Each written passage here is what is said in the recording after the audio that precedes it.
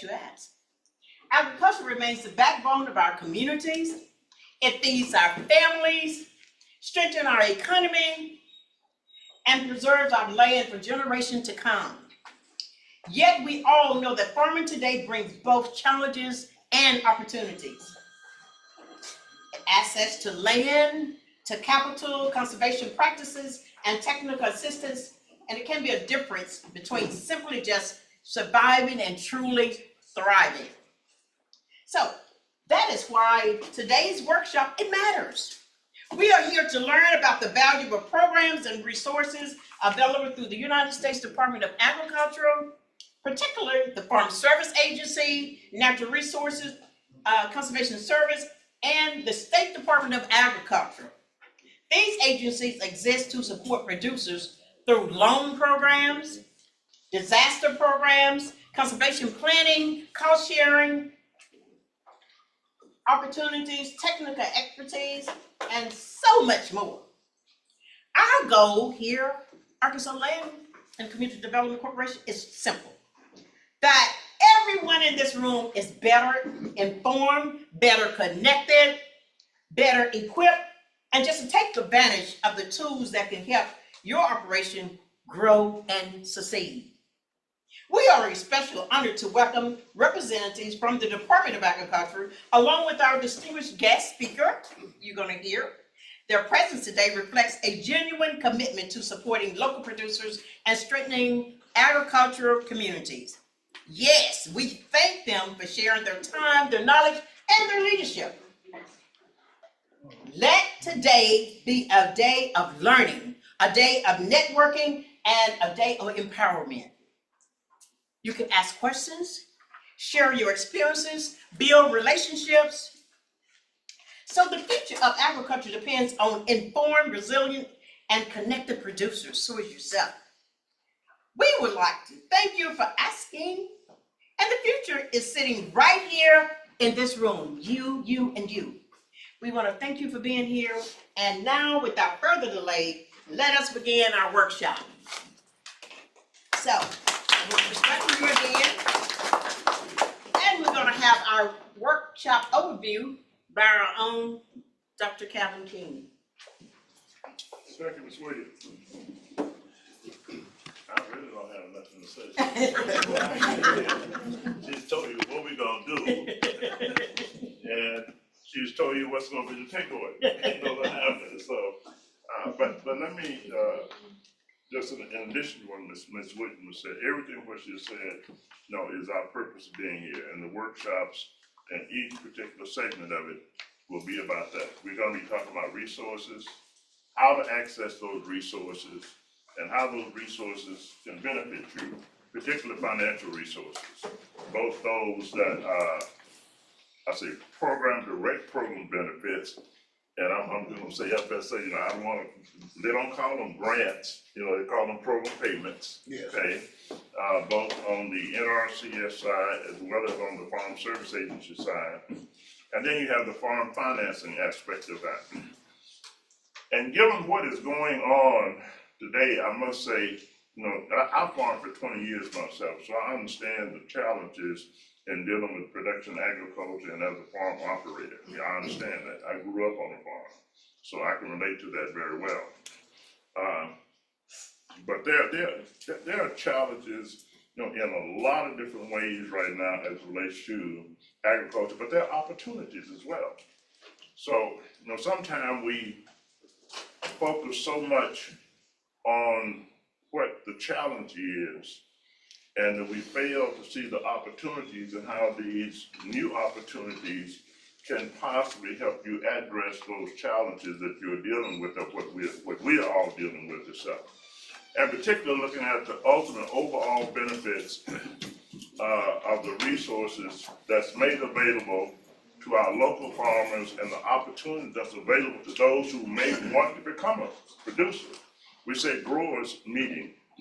And it's both for those who are existing producers or growers, or those who feel that they may want to enter into the arena of agriculture. And you don't have to be a big farmer. You don't have to farm 500 acres. Yes. You don't have to farm 100 acres. You don't have to farm 1,000 acres. You don't even have to farm 5 acres. It could be 1 acre. You can be farming or producing 1 acre in what we call alternative crops or vegetable crops, and be a part of the local food supply opportunity, and local communities benefit from that.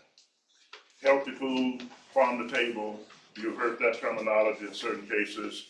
And I had the opportunity of talking with Pamela, I think that's right, from the State Department of Agriculture, and hopefully some things that's on the horizon, and some things that have been, that we have had the opportunity and experience of working with in the past, and where they had the new market opportunities for small producers, even if they call themselves gardeners, and where they were supplying the food pantry with the vegetables that they were producing, and they were paid by the food bank for those vegetables. And there's a process getting up to that, what that application was, and hopefully we can engage and have more meetings with the State Department of Agriculture, along with NRCS, and along with Farm Service Agencies, because all of those agencies connect very much so together as far as how they can benefit you if you decide to be a part of that particular area as far as entrepreneurship or business from a business perspective.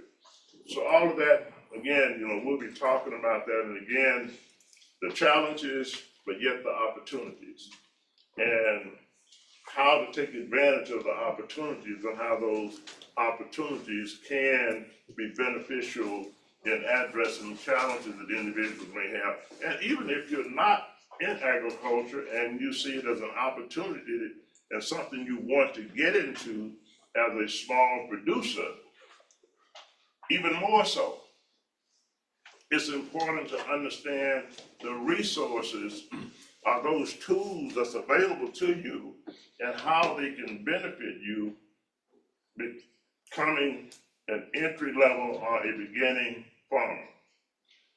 So I'm hoping we can really have some focus on that today.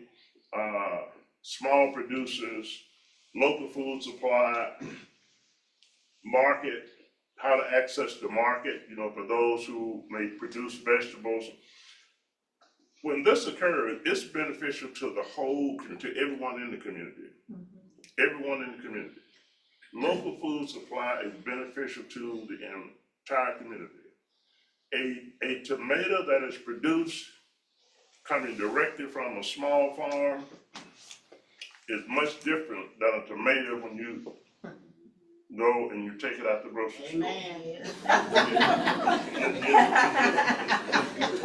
It's totally different. The flavor is different. I mean, it's totally different.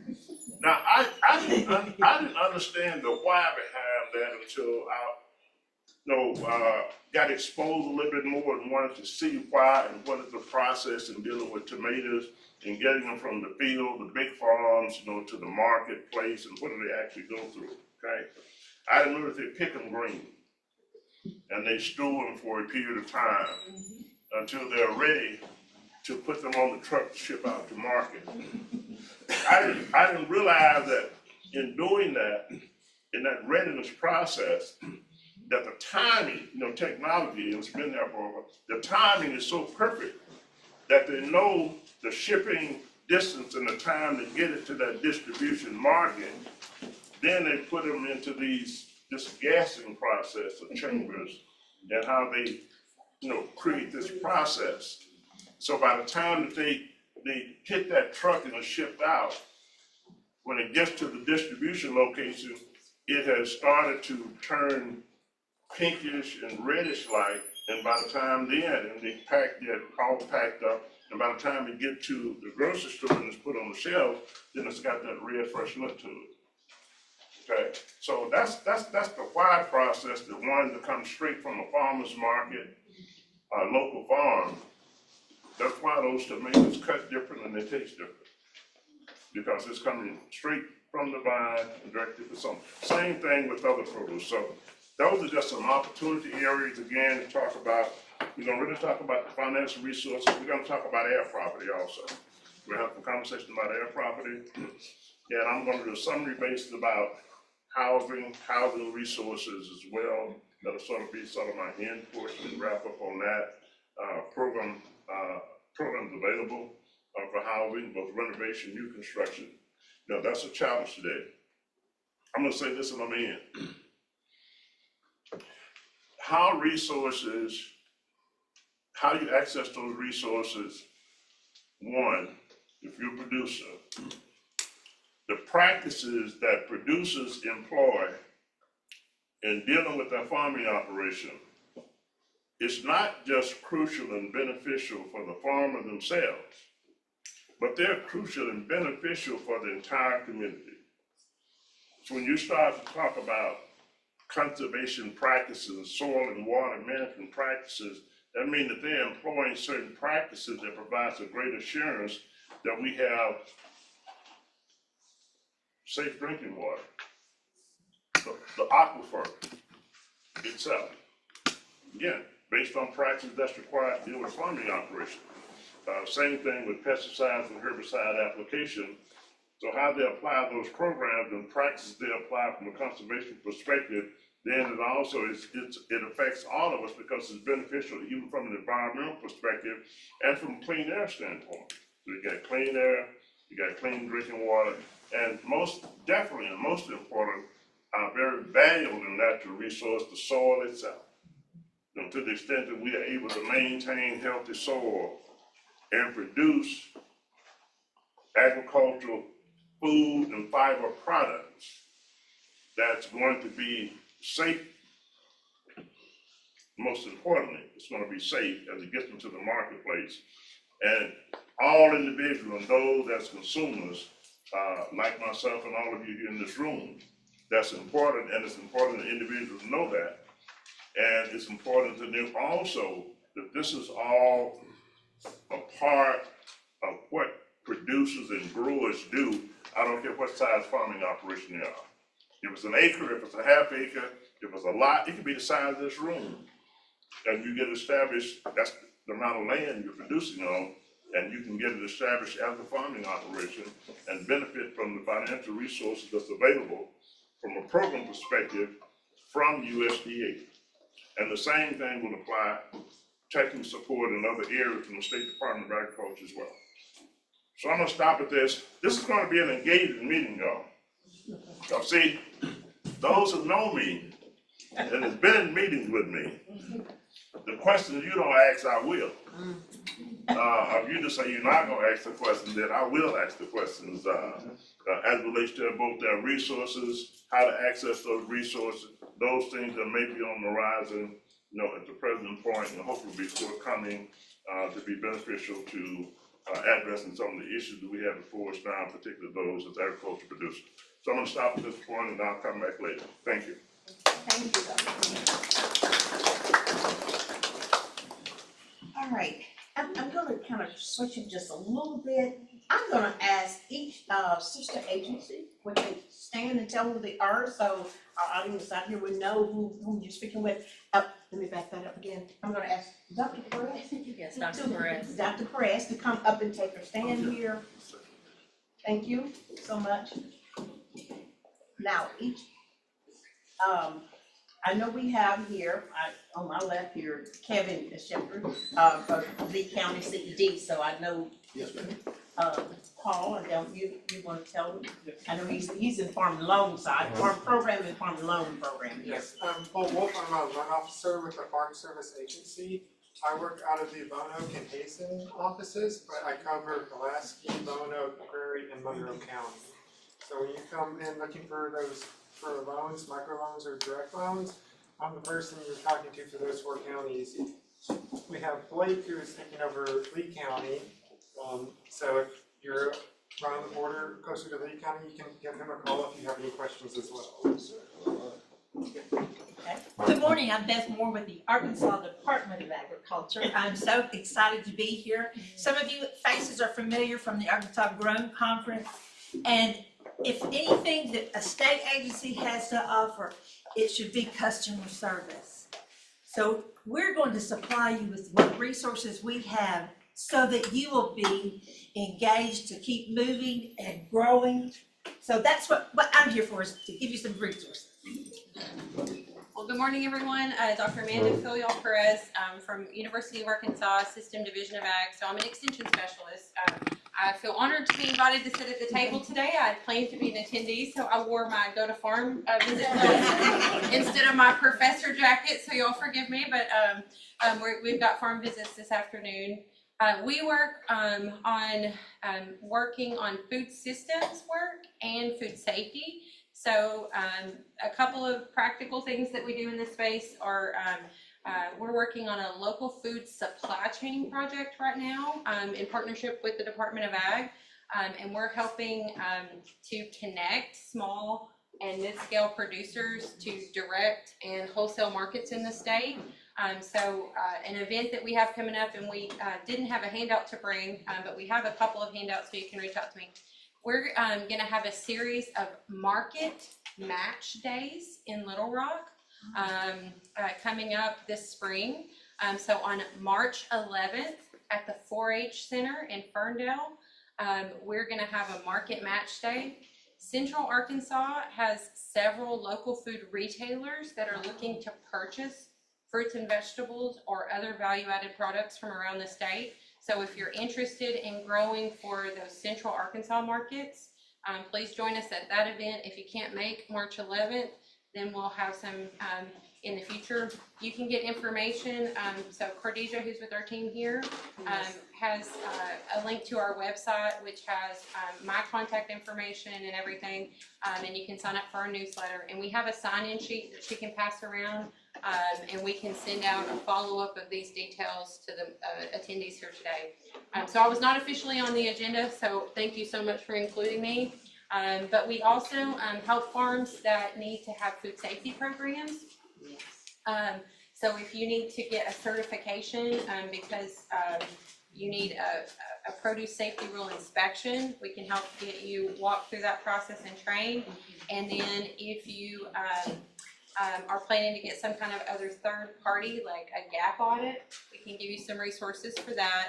Or if you're going to do food processing or manufacturing, we've got resources for that. And so Khadijah can pass out our handouts, and if you have questions about any of these things, please reach out. Happy to be a support from Extension. Oh, you had a question? Can you repeat the dates of and where you're gonna be and what you're doing? Yes. So and if you are producing food of any kind and you're looking to have a market opportunity, March 11th from 9:30 to 2:30 in Little Rock at the 4-H Center. So if you look up the Vines 4-H Center, that's the location. Divine. Vine, V-I-N-E-S. Oh, Vines, V-I-N-E-S. Yeah, the Vines 4-H Center. It's in Ferndale. It's a Little Rock location, but it's in Ferndale on the map. And it's going to be 9:30 to 2:30. And we've got local food, mostly new local food grocery stores that are looking to buy farm fresh foods or value-added products. And we're going to have, it'll be our first market match day. We plan to have more throughout the year because we have some funding in partnership with the Ag Department to host these. So if you're interested in participating, please join us. And if you sign up for our newsletter that's going around after today's meeting, we'll send you the flyer. If you have an email address, if you don't use email, make a note of that, and maybe we can get that to you some other way. Okay, Thank you. Dr. Perez. All right, any others back there? Miss, you understand? Tell who you're all back there. Other agencies here, right? You all understand? Tell who. Sorry. Yeah, I'm signing the street in. I'm Dustin North. I'm the Monroe County Extension Agent with the University of Arkansas Division of Agriculture. I'm the Agriculture Agent. Also have our staff chair as the FCS Agent. I got a few handouts back there, sheets just kind of showing what services we provide. But you know, we're one of the last few states to have a county extension office in every county. So just please utilize it. We're, we provide free services and, resources, living, breathing resource, you can Google things, but we're here to give you information straight, and it's always University of Arkansas or university-based recommendation, so it's non-biased, we don't serve under anyone, but, for the, folks of Arkansas, so just, please reach out to us. I got my contact information, and like I said, our pages are back there, and also Lee County Extension Agent is here with me as well. I'm Katie Huff, I'm the Lee County Extension Agent, I've been on the job for about 2 months, so I'm learning. Hang in there. I say, I'm from Lee County, I'm shocked, I did not know that. If any of you are Lee County producers, please reach out, we'd love to help you with anything we can. All right, thank you. And we have, back. I am Pamela Burton, I am the Director over Nutrition Services. We were initially with Department of Human Services and then transferred with the LEARNS Act over to Department of Education. And now we are being transferred over to the Department of Agriculture. And under my umbrella, is of course, Arkansas Grown, Farm to School. All of those programs have been put up under my umbrella along with the child and adult care feeding program. So your meals that are served at daycare centers, day centers.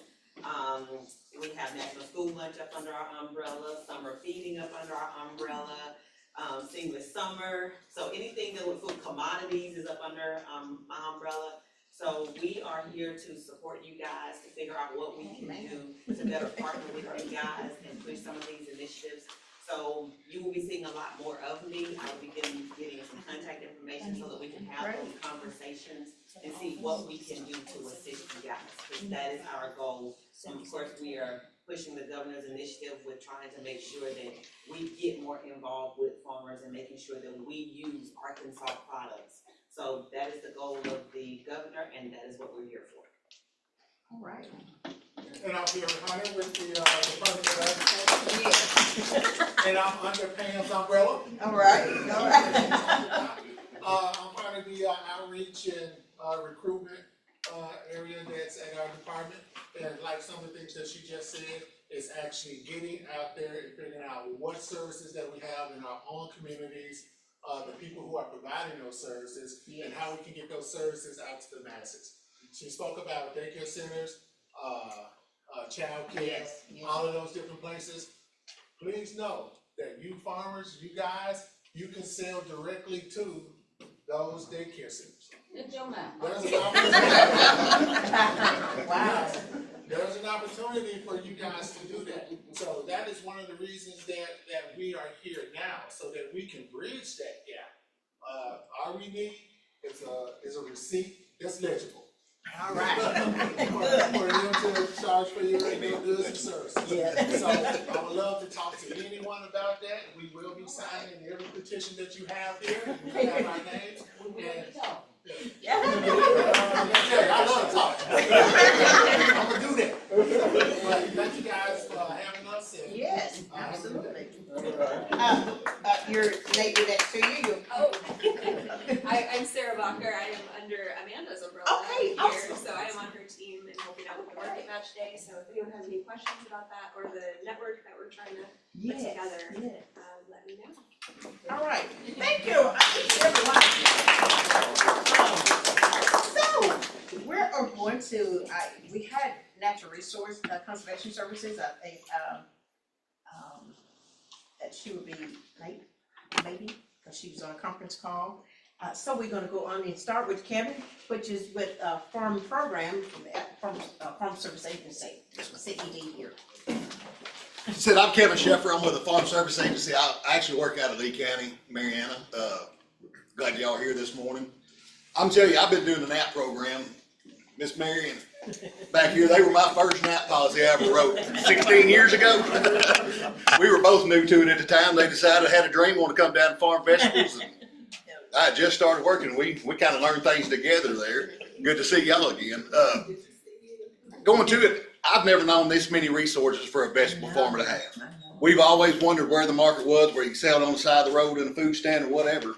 But it's nice to hear that there is so many markets for these vegetable farmers around here, because it is a resource that we don't use enough. Because USDA, we, Farm Service Agency, we have so many programs to benefit if you just want to be a vegetable farmer. First thing you need is a farm number. If you have ground, it doesn't matter if it's a lot here in town or you got 20 acres in the country. If you do not have a farm number, you need to contact your local FSA office. They will set you up with a farm number.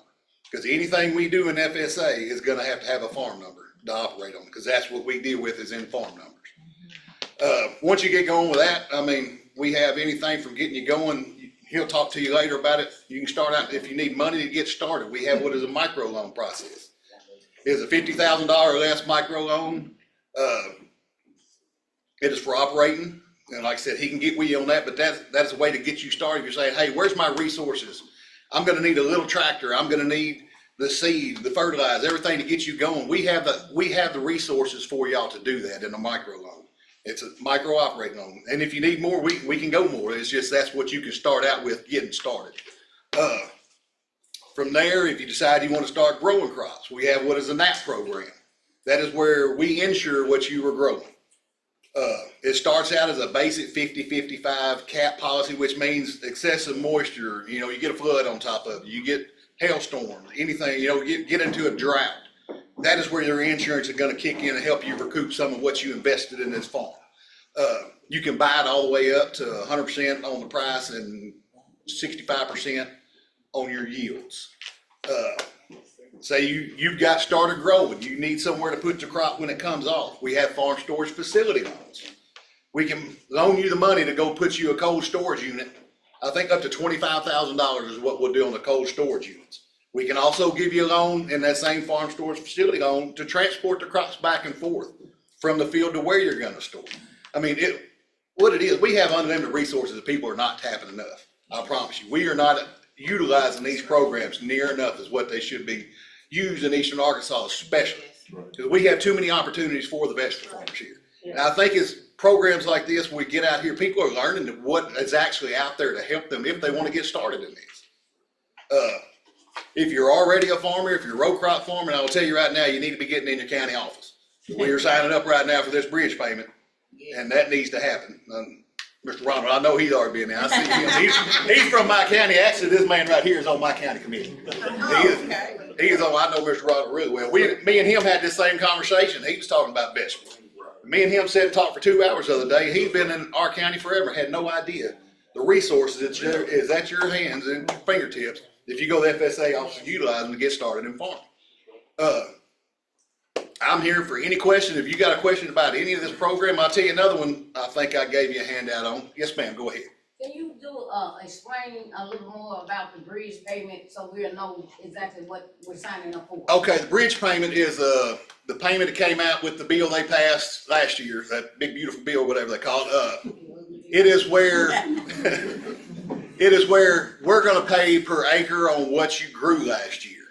If you're growing regular row crop, what I call regular row crop, you know, your soybean, rice, corn, cotton, any of that, we have payments going on that right now that you need to sign up for. Because it's a set rate. If you planted it, you get paid a certain rate per acre. The vegetable side of it is coming up. You have till March 19th, I do believe, to make sure that you had everything certified last year that you planted. If you planted a vegetable farm last year and you certified, you need to certify. That's how you're going to get your money. And you got till March 19th to get that done. They haven't set any payment rates yet on what they're going to pay on vegetables yet. We don't know yet, but that's coming. I'm going to tell you, y'all are going to know before I do. My office is last to know. Farmers will call and say, hey, we hear we're going to get this money. Like, where do you hear that from? We hear nothing. They'll usually tell us a day before it happens. So if you're certified, then what's your next step? You just go down and once you get certified, they'll announce a sign-up date. We do not know that date yet either. We just know that they have allocated money now. I think like $1 billion, I think, if I'm not mistaken, just for the vegetable and specialty crop farmers. Like I said, first thing is they're going to give you till the 19th to make sure everybody has their certifications correct. Because once that date's over with, you cannot go in and modify anything on that certification. It has to be done by then. Because once they get those certifications done, then they're going to set up the software. And the software gives you your payment is going to be based strictly off that 578 certification.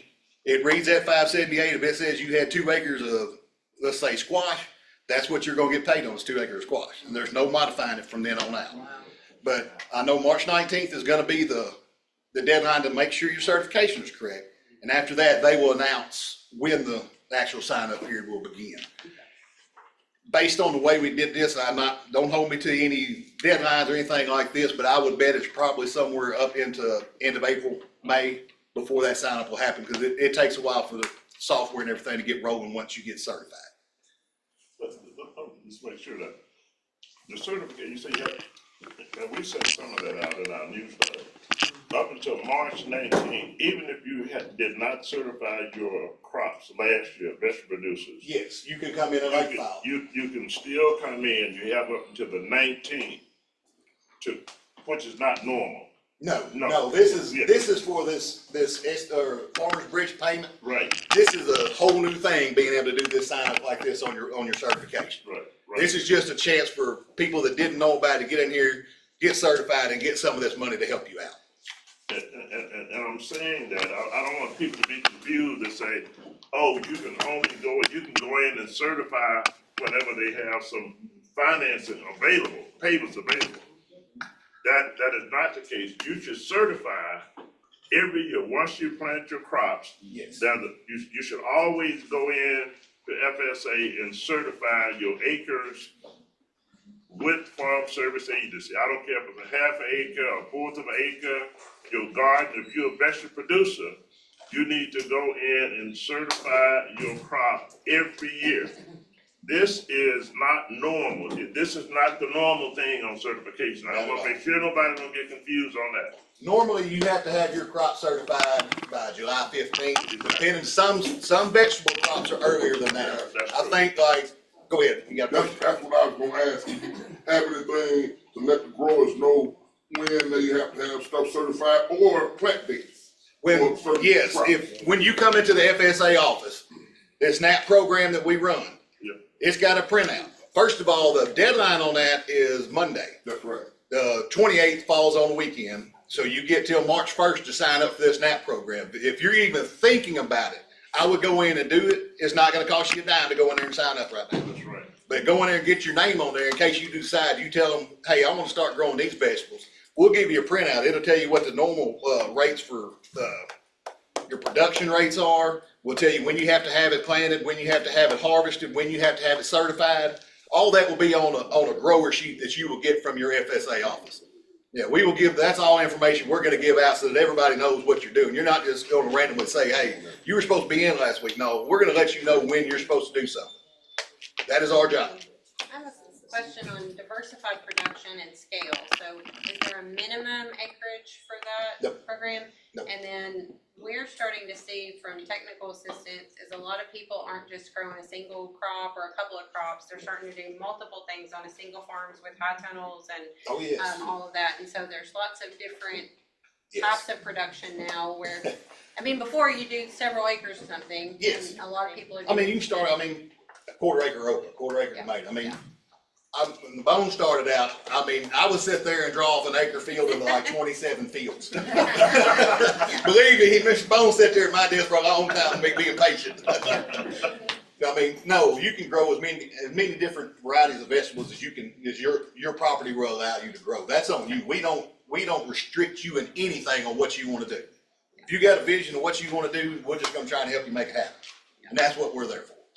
Like I said, first thing you got to do if you want to grow vegetables, you got to have a market. And that's what they're telling y'all, how many different markets there are around here that I didn't even know about. Right. That, hey, if you want to grow an acre right here in town, you got a market right there because there's daycares and elementary schools around here that I guarantee would love to have fresh produce. I will tell you, fresh produce in this area is hard to find. Yes, sir. Kevin, and I want to mention this. Back when we got started, there wasn't a market. Yeah, that's what I'm saying. I didn't have no idea. Because I think y'all were having to go from Fargo all the way to Little Rock to find a market. That's what I was thinking. Like I said, I didn't know there were so many local markets other than just going to your farmer's market up here or having a roadside vegetable stand. I didn't know there was other resources and other Department of Ag people that would help you out in this. This is nice to know. I'm learning something in these meetings now. Let me just. No, it has not. I want to make sure we have clarity on the two areas of sign up. Because he talked about sign up for NAP. And there are different time periods to sign up for different crops. You know, if you're in spring production, summer production, or fall production, okay? We're past the fall production. The only deadline we have that you can come get NAP insurance right now It's the is summer. Monday. This coming Monday, March 1st is the deadline for NAP insurance. Okay, so that deadline, And that's a March 1st, that's for your crop insurance. And if, like I said, if you're just thinking about raising vegetables, you need to go in and sign up by March 1st for the crop insurance. So if you have a loss as a result of a drought and you lose your crop, too much rain, preventive planting, Yes, we do preventive planting. preventive planting if it's too dry and you're not able to get it planted, so you just don't plant during that season or that time period for that crop, then you can recoup some of the investments that you may have in dealing with your farming operation for producing that crop. That's on the NAP. That's the crop insurance for vegetables. And we call it risk management. It reduces address some of the risk factors you have based on what you're investing in your farming operation. That's the NAP.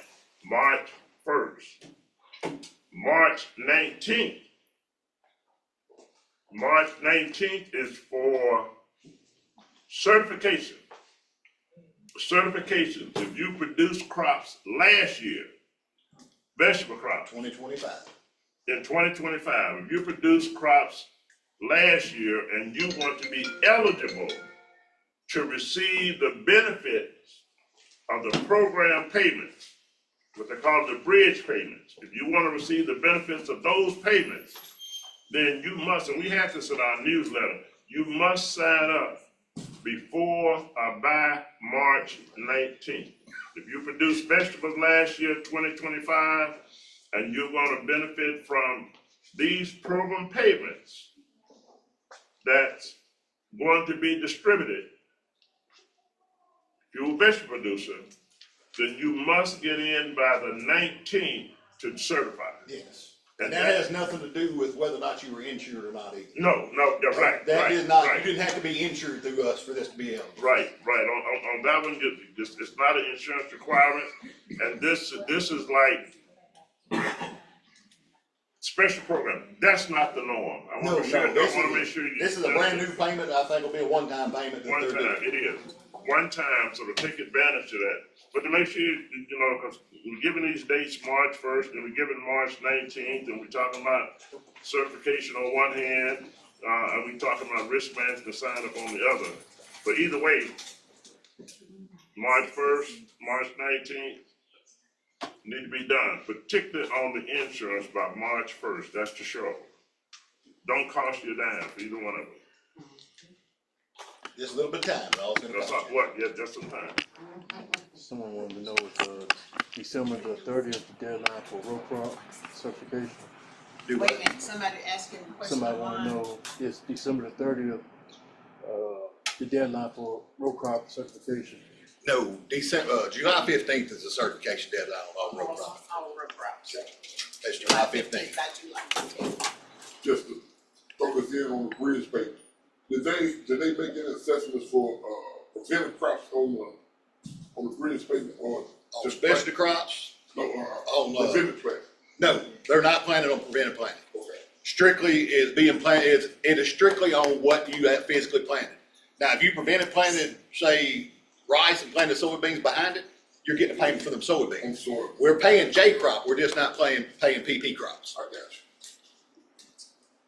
Okay, explain J crop. A J crop means like, in this area, I can tell you from, I'm pretty sure Monroe County and Lee County both, we have what is called approved double cropping practices. So if you plant wheat in the fall, you can come back and plant soybeans behind it in the spring.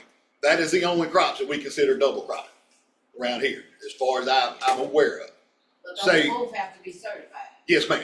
But what I'm calling a J crop, if you plant, say you come in here in my office, you say, hey, it was too wet this spring, I couldn't get my rice planted, or I couldn't get my corn planted. So you plant that, and that's an insurance purpose, because we recognize the very first crop you come in and certify. That is your preventive planting crop. Now, you still come back, they're still gonna come back and plant like soybeans behind it. We consider that a J crop, and for most programs, we don't recognize that J crop. We recognize what you initially certified, whether it be prevented, planted, or planted. That is a crop we recognize. But for this bridge program, we are recognizing the J crop because it was physically planted. We're not worried about what's prevented planted. We're worried about what seeds you put in the ground. Those acres are what this payment is going to be paid.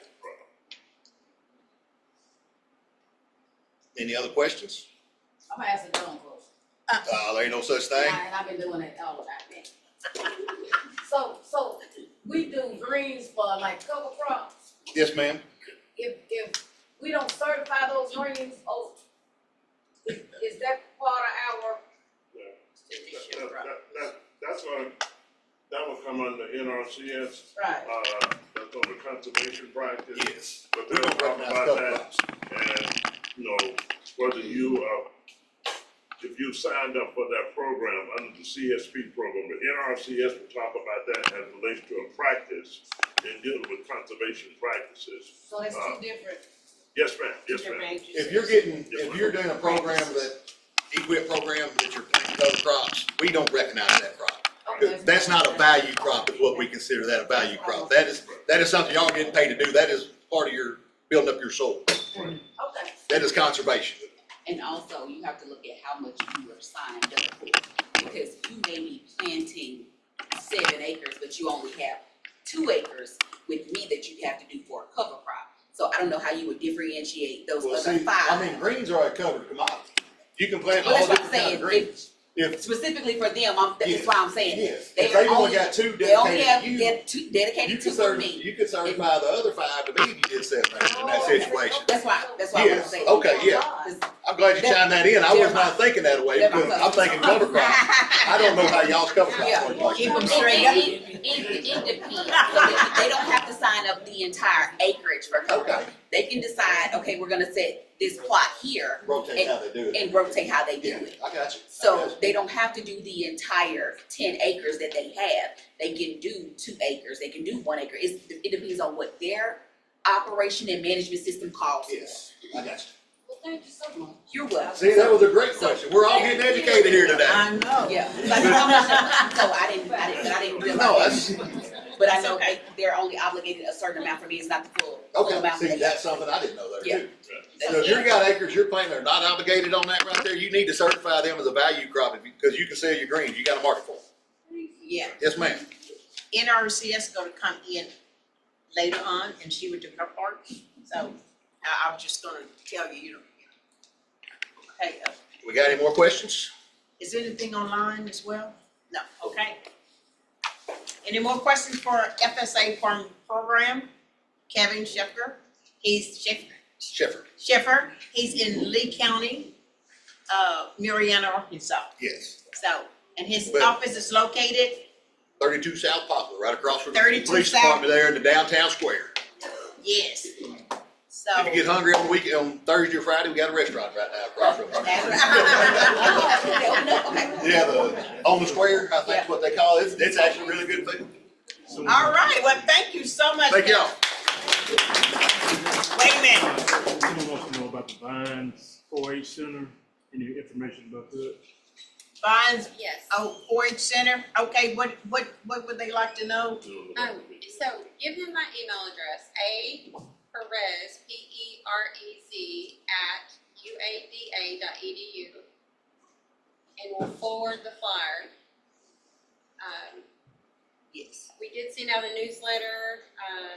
Hopefully county agents have that. If not, tell them to ask me and we can get them the flyer.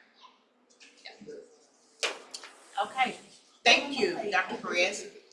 Next, we have on the program is Paul, it's my first time meeting Paul Wolf. He's a farm loan officer, so he will tell you what program he covers. Yeah, I cover direct farm loans with the Farm Service Agency. We also process guaranteed loans that are submitted through your local banks. So I'll just cover kind of the basics for our programs.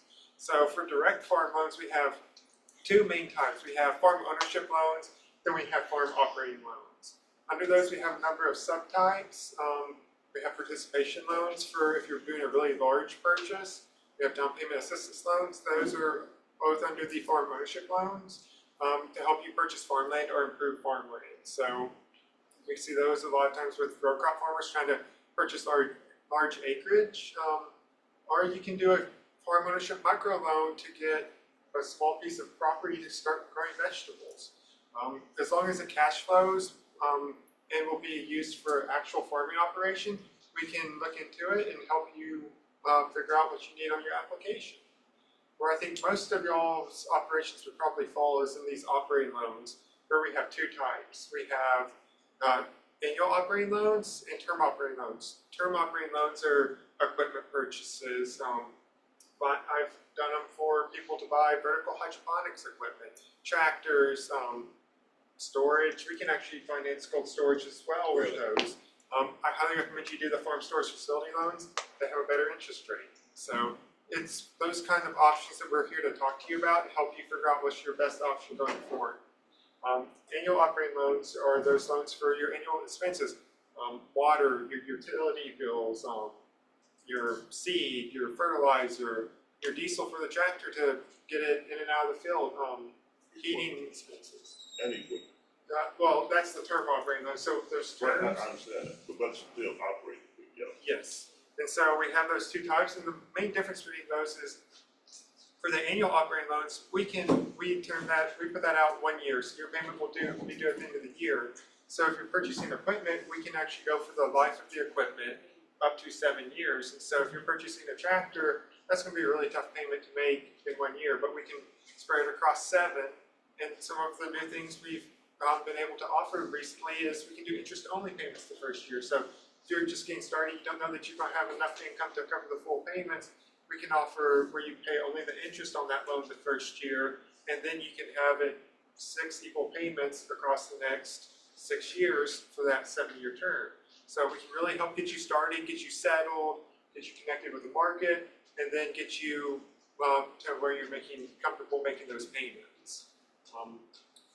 Then we have those microloans, which are those $50,000 or less loans. So where that comes in is they have reduced requirements.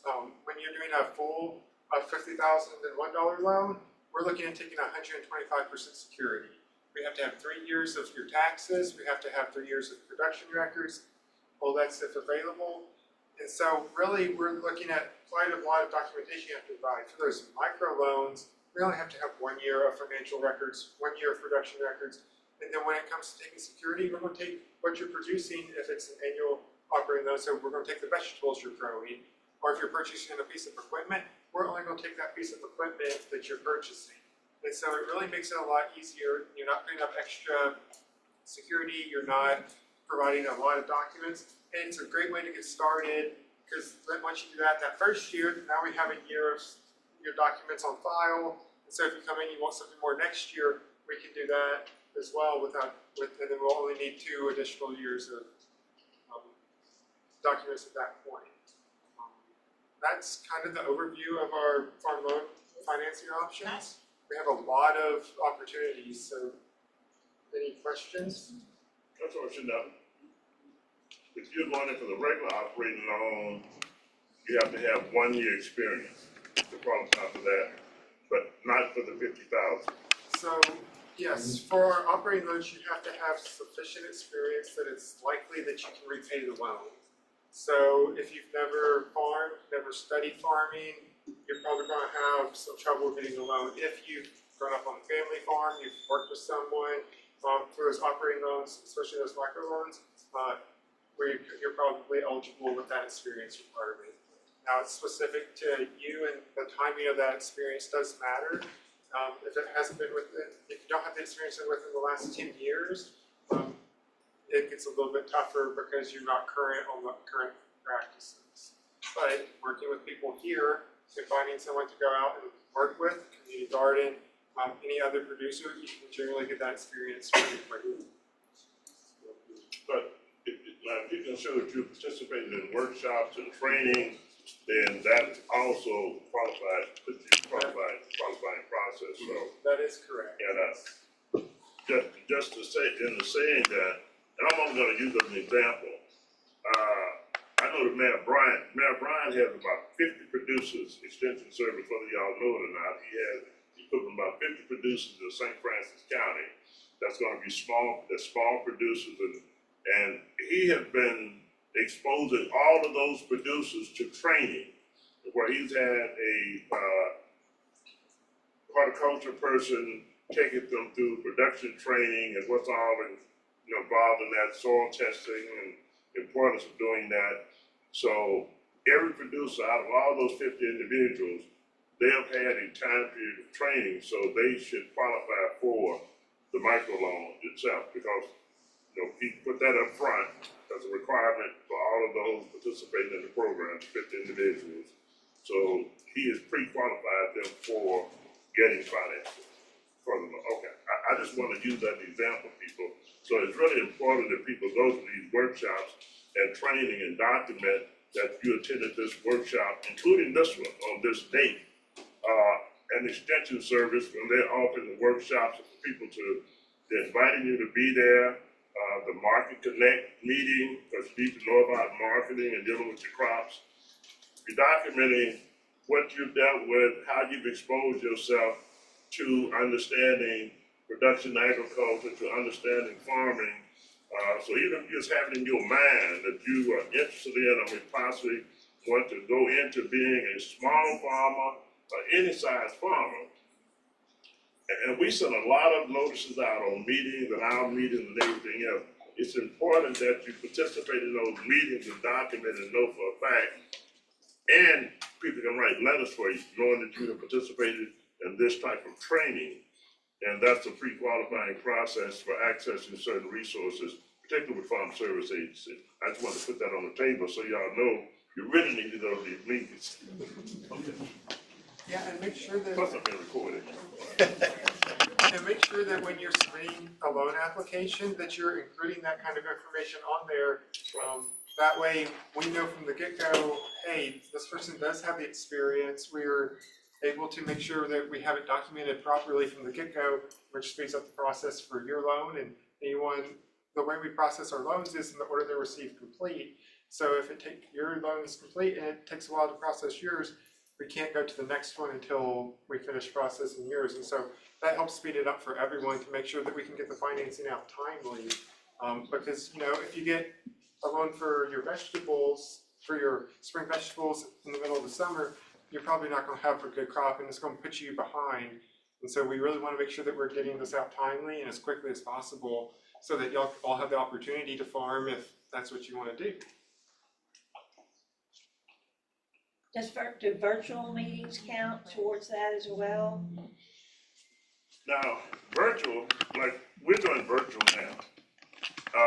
And I would say one, yes, because they're getting the benefit of the same information and the same training, and that's why we do it both ways. So if individuals are participating, they're online, we have a record because we're recording and your name is going to show up on our record that you participated in the virtual training and you received the benefit of the information from the resource agency because y'all's names and all of that. So we can then provide documentation or a letter saying we know this individual participated in this training, be it virtual or in person, with Arkansas Land and Community Development Corporation, USDA agencies, state extension agencies on this date. So we document it both ways. That's great. Yeah. Any questions? I have a question online here. Oh. Go ahead. Hi, my question is submitting applications via online. I'm in Creighton County and they don't seem to be as familiar with the online system. What is your recommendation? Is that now starting to move in terms of FSA loan officer receiving applications online versus just submitting them to the office and making sure they have been received and that they're complete? So when an application is submitted online, I actually receive an email for the counties I cover, letting me know that there's an application that's been submitted for me to review. And so they're working on getting those systems in place so that when they are submitted, we do get them timely so we can get them, make sure they're complete, make sure we reach out with anything that's missing. I always recommend giving your loan officer a call, let them know that you're going to submit it, let them know who you are. That way they know from the get-go, hey, this is kind of what's going on. You don't have to do it in person, a simple phone call works, but that way I know a little bit about you, what's going on before I just get an application out of the blue. But you can do it whichever way. We are set up to accept them like that, but it's always nice to have talked to someone and been able to understand kind of what your dream is so that we can try to help you with that the best we can. And now, let me say this, ma'am. If you don't have our information, our phone number, we also, that's part of our work. We provide technical assistance to individuals in developing those applications, what we call the farm business plan itself. And we can do it two different ways. Of course, you have to give us an authorization form. The individual will have to provide an authorization form to our agency for us to access certain information and to provide that information back to USDA Farm Service Agency. But here's what we can do. We'll work out with the individual.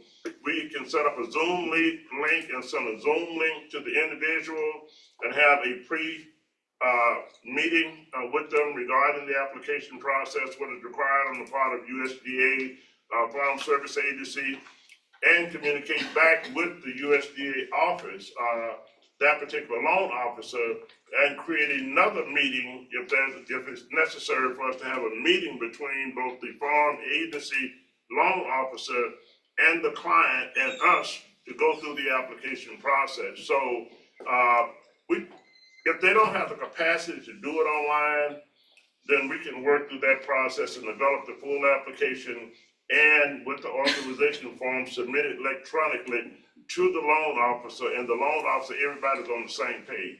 So we can do it, we do them that way, working with the individuals while they are at home and communicating with the loan officer regarding the actual loan business package. So we can facilitate that with individuals who can't and do not understand the process of doing it online.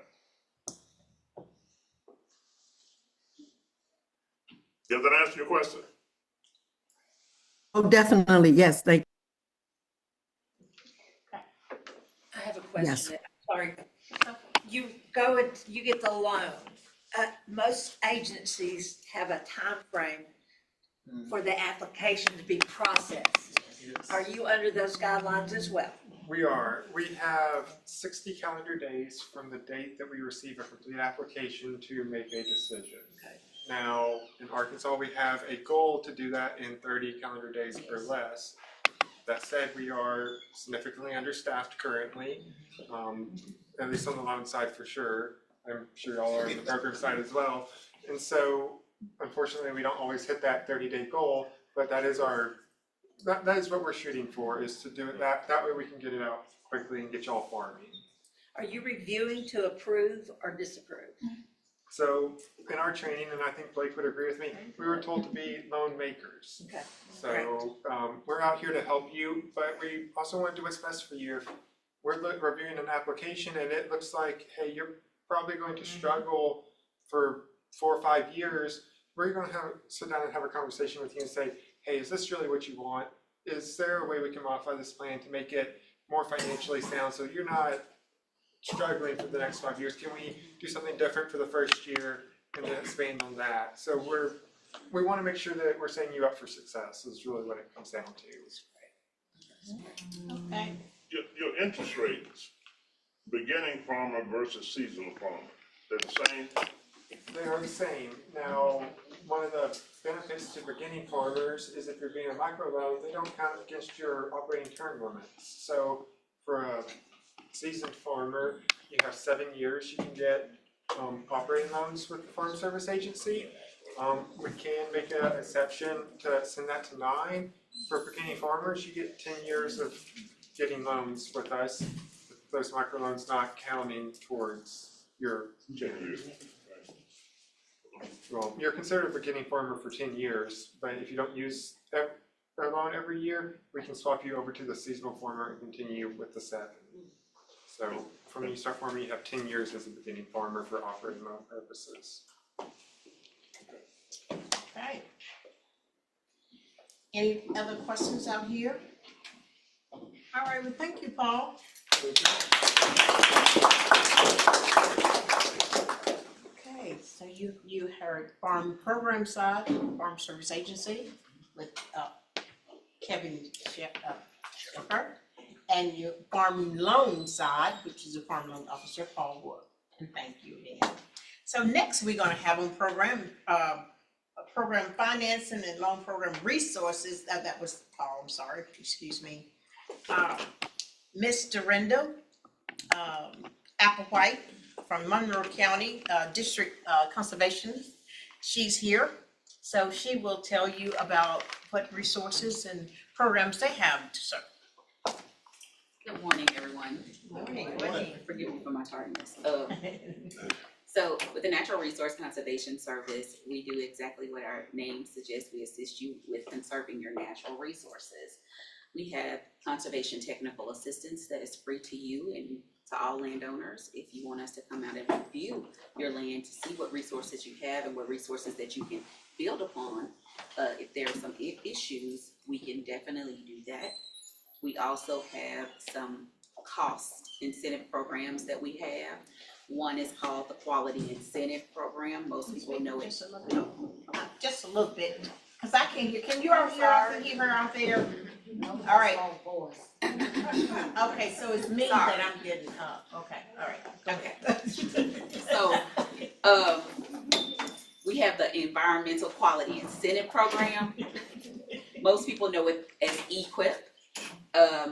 We do things under that program such as irrigation, water management, land leveling. You need to put out any underground water, any underground piping to get your water conveyance. We do cover crop under that. We also do assist with soil testing, nutrient management, pest management, a gamut of things. So we have a list of practices on our website, and that's www.nrcs.gov. You could go to a specific state. So if this isn't your home state you may be visiting, you can go to whatever state you want to look at. It's up to you. But that is a competitive process. It's an application. It's a competitive process throughout. You put the application in. We pool those applications one time a year, but you can put an application in all throughout the year. So there's one time when we take all of the ones that we have, but you can put it in anytime. Right now, the deadline for this year for 2026 has passed. It was the 15th of January. Yeah, so that deadline has passed. However, they may run another funding cycle, which is why I said put the application in anytime, right? I don't know if they will. They haven't announced it, but you never know if they will announce it. So go ahead and put the application in as soon as you feel like you need to. Again, we have the Conservation Stewardship Program. And with that, that is a 5-year program. Historically, you would have done enhancements, but they have revamped our program this year, and there will only be practices available for you to choose. Now, with the environmental, gotta go back a little bit. With the Environmental Quality Incentive Program, there are practices that you would have done, right? Land leveling is a practice. But with the Conservation Stewardship Program, most of your irrigation items are not, or practices are not in the Conservation Stewardship Program. So it's more doing stewardship like activities, such as, like I said earlier, your nutrient management. Well, if you were doing basic nutrient management, that's just pulling a simple NP and K soil testing. You can take that to the Extension Service and have them run that for you. With the Conservation Stewardship Program, we want you to step that level up. So you may do a SEMA testing, and that gives you more of your acidity, it gives you a gamut of things that you would get more so than your NP and K testing. If you're doing irrigation water management, the basic irrigation water management is you going out there looking at your field saying, okay, it's water out there, it's wet, right? And you may use a poly pipe, so you may use pipe liner. But with stewardship program, we're gonna say, okay, we're gonna step that up. So we may say, put some soil moisture sensors out there to however we tell you, whether it be based off your soil type or how many acres you have. So that's something with the conservation stewardship, you're stepping up your conservation footprint. You're not just doing the basic level. And so you wanna keep things at a basic level, or you're just starting, I would say definitely sign up for EQIP so you can understand how the practices work and how they relate to your resource concerns. With the conservation stewardship program, that is giving you an incentive to do more conservation work, so to make your footprint bigger. Do we have any questions? Because I know I gave you a lot. Go ahead. Your carbon, program. Okay, carbon amendments. Yes. We're talking about, okay. Yeah. Okay. Y'all make it look good on top. Well, okay, we make it look good, let's go. Yeah, y'all make it inviting. Okay. But it ends up being a big challenge, and I was wondering if y'all made any kind of changes in that program. Okay, so as far as I know, we have not made any changes. There, I'm gonna say access could possibly be better for you, I'm not sure. Yeah, see, one of the problems is right now. Well, let me throw this out there. So if you sign up for a practice and it's a competitive process and you've made it through and we say, hey, you're pre-approved. And you say, okay, I'm gonna put this soil carbon amendment out. It is up to you to find your vendor. That's not on NRCS, okay? So again, when I just said access is a barrier sometimes. And you have to discuss this with your conservationist. And you have to be realistic. Signing up for different practices sounds good when you're putting it on paper, but when you gotta put $1 along with that paper in your plan, then it may change your circumstances. So you have to be realistic about your, ma'am? Oh, you have to be realistic about what you can afford. Now, there is an opportunity to get upfront assistance. We do that. You have to elect to do it on the application early. So that is an opportunity for you to do that. If you're having issues affording it at that moment, we'll do half of whatever the amount that we had in the contract. So you can get a payment assignment early. So that is possible. I'm not saying that it's gonna correct all of your issues, but that is a step I feel in the right direction. Did I answer your question? Well, you're doing just like I've heard already, and I appreciate that. Don't get me wrong now. And that's all you can do. And I understand, a lot of times when these programs get rolled out, you all go and you get your training and everything, but y'all get y'all hands tied up too. And you can only present what you know. That's true. And then when a producer signs those contracts, and then you start seeing the hurdles that's in front of you, then you may do the split the contract up so you get early assistance. But when you start calculating the money, because I had signed the program before I knew that I was gonna have to get some things to neutralize the carbon. That's a problem. Okay, and then you have to mix those things together, and then you have a time period before you can apply it, and it runs into a lot of issues. Yes, sir. But I haven't seen the increase. I hope to see it this year in my production. But I mean, I'm not trying to throw bullets at you now. No, sir, it's okay. I can take it. I'm just saying, and because in these type of forums, we need to share with each other, things to keep other people from. And then, like if I'd have known, I could have calculated things a lot better. But it was like a bombshell, it was like boom, and then I know I got to get this stuff done, and it became a big challenge. Sometimes being an early adopter can be a setback. I'm not gonna say good way to say guinea pig. I was. However,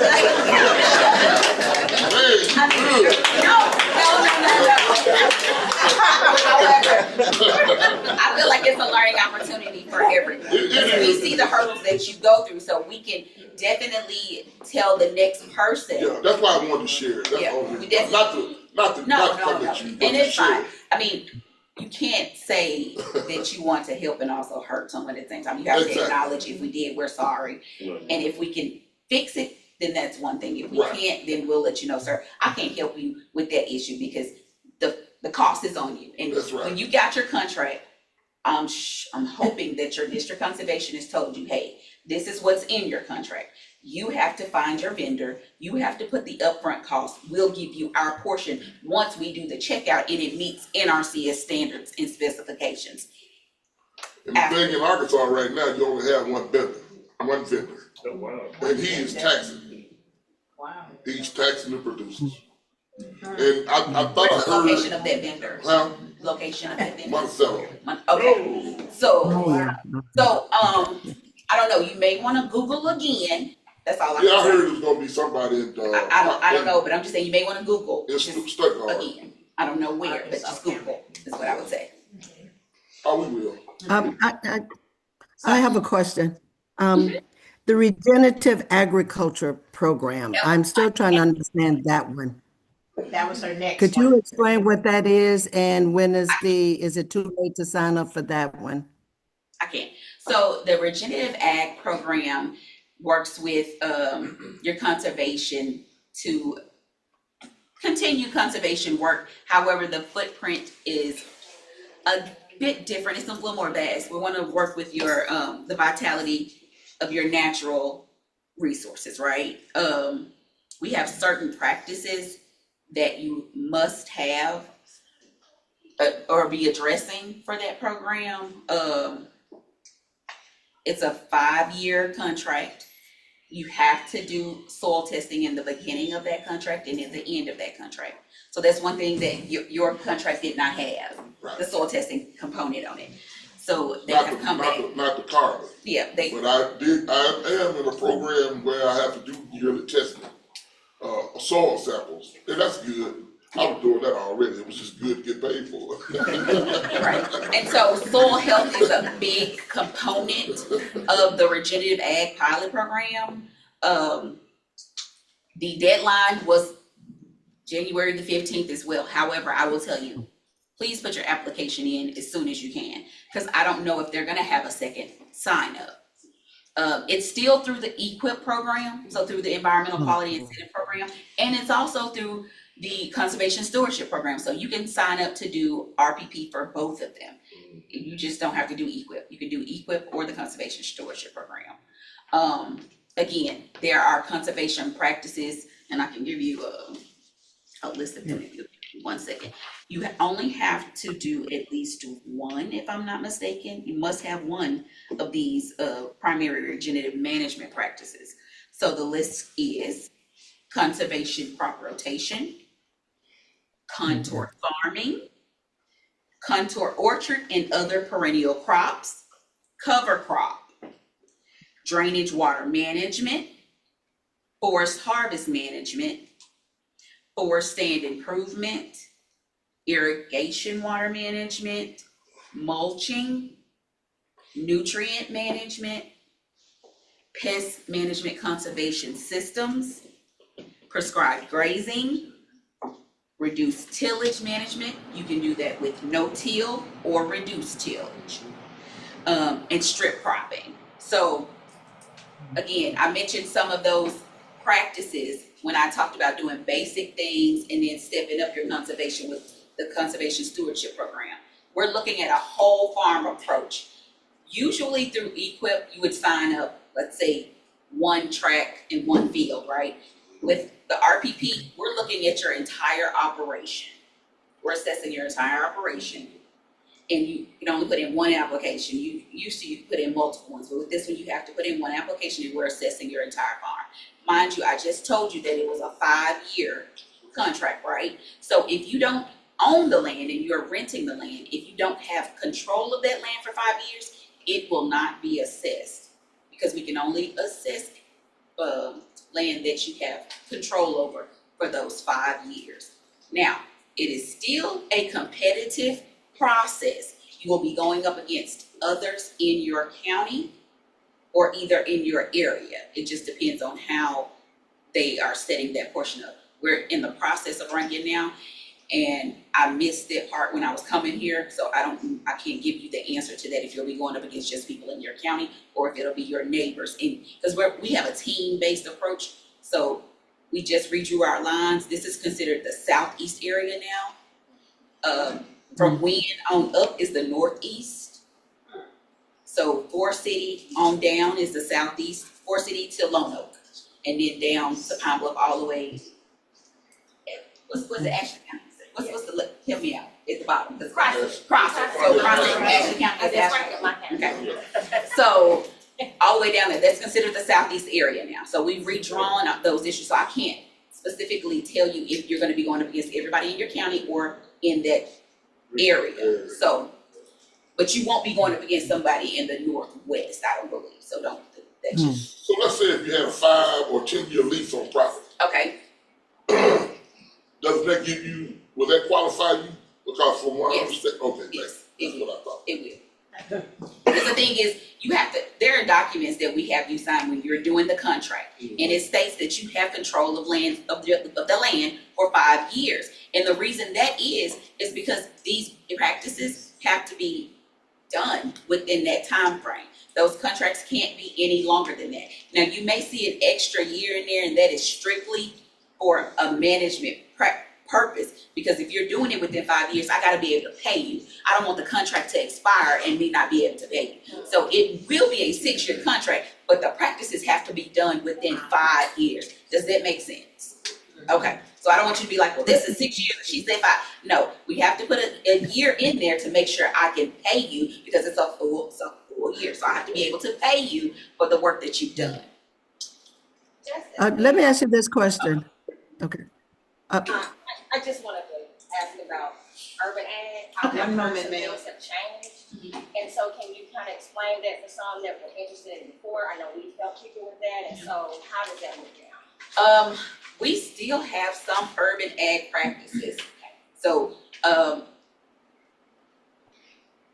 the actual, like the footage and the square feet and things like that have changed a bit, but we're still assisting with urban ag.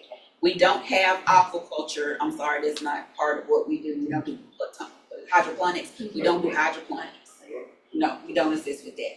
However, but anything else we can assist you with, as far as I know. They haven't cut out anything that I know of specifically. Now, they did restructure like the urban ag people, but we still have urban ag assistants. We still assist all farmers. And you do that in your office? At our office. You sign up with your district conservationist in the county that you're in.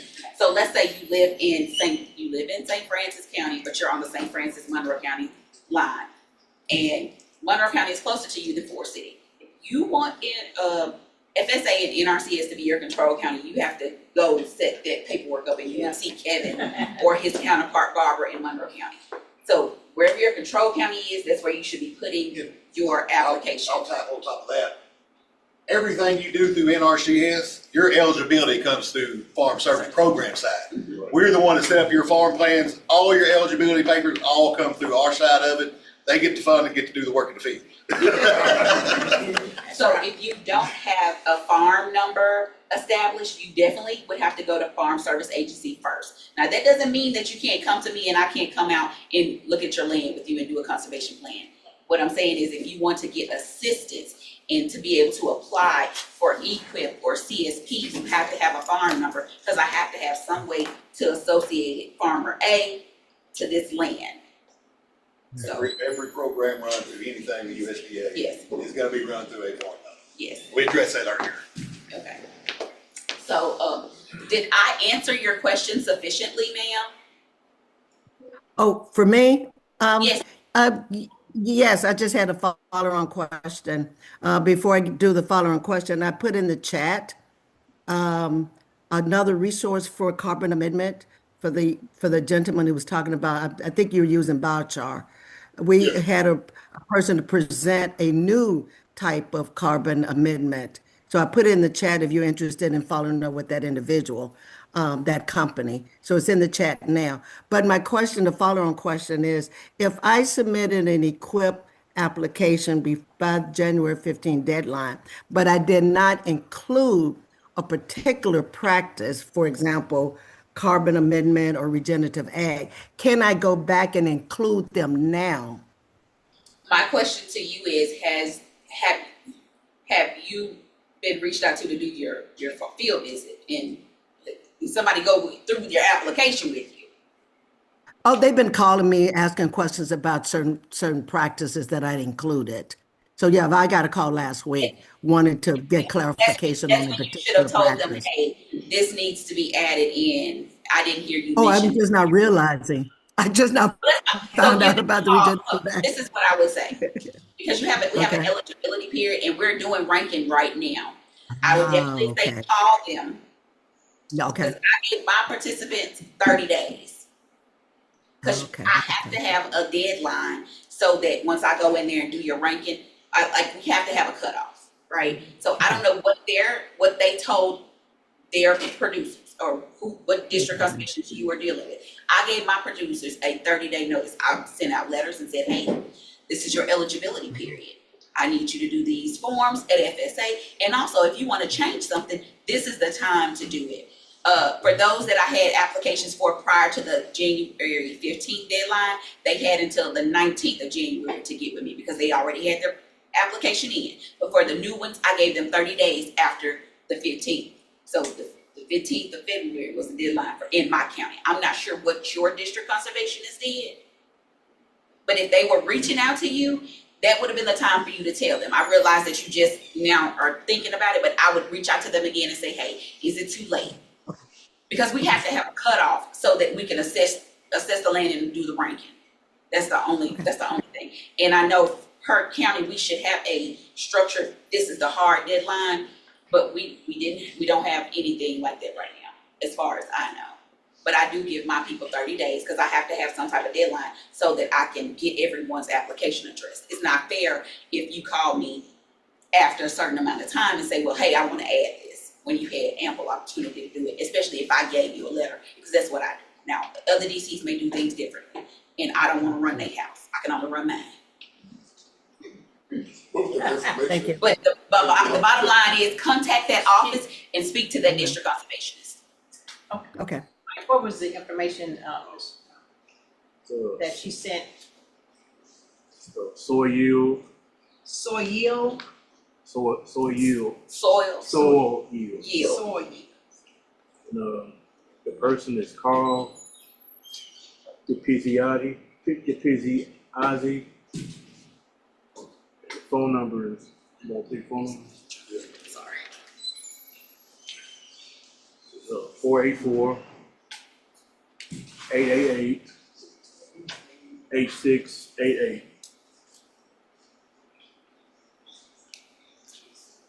Okay, thank you. I have two questions for NRCS. Yes, sir.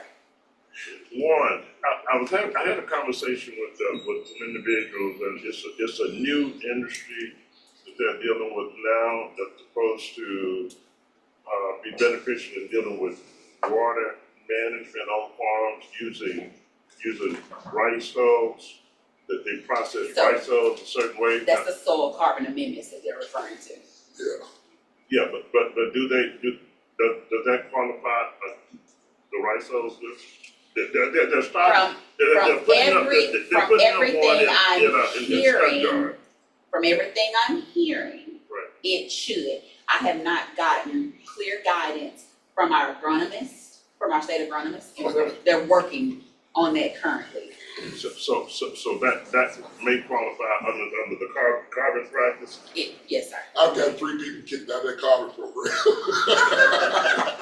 They thought they had the carbon thing, and when the agronomist was tested there, it didn't qualify. That's how I ended up with the one I'm with, and having to use I use chicken litter to mix mine with. But you have to have some way to transport it, because it's most material is very light. It's real thin. Yeah, so it's you like have to have an agent to carry it.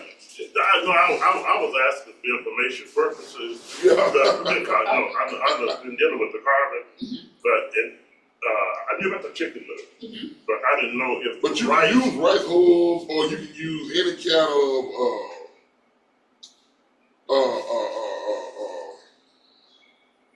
of rice hull, chicken litter, mulch, anything like that to mix it up.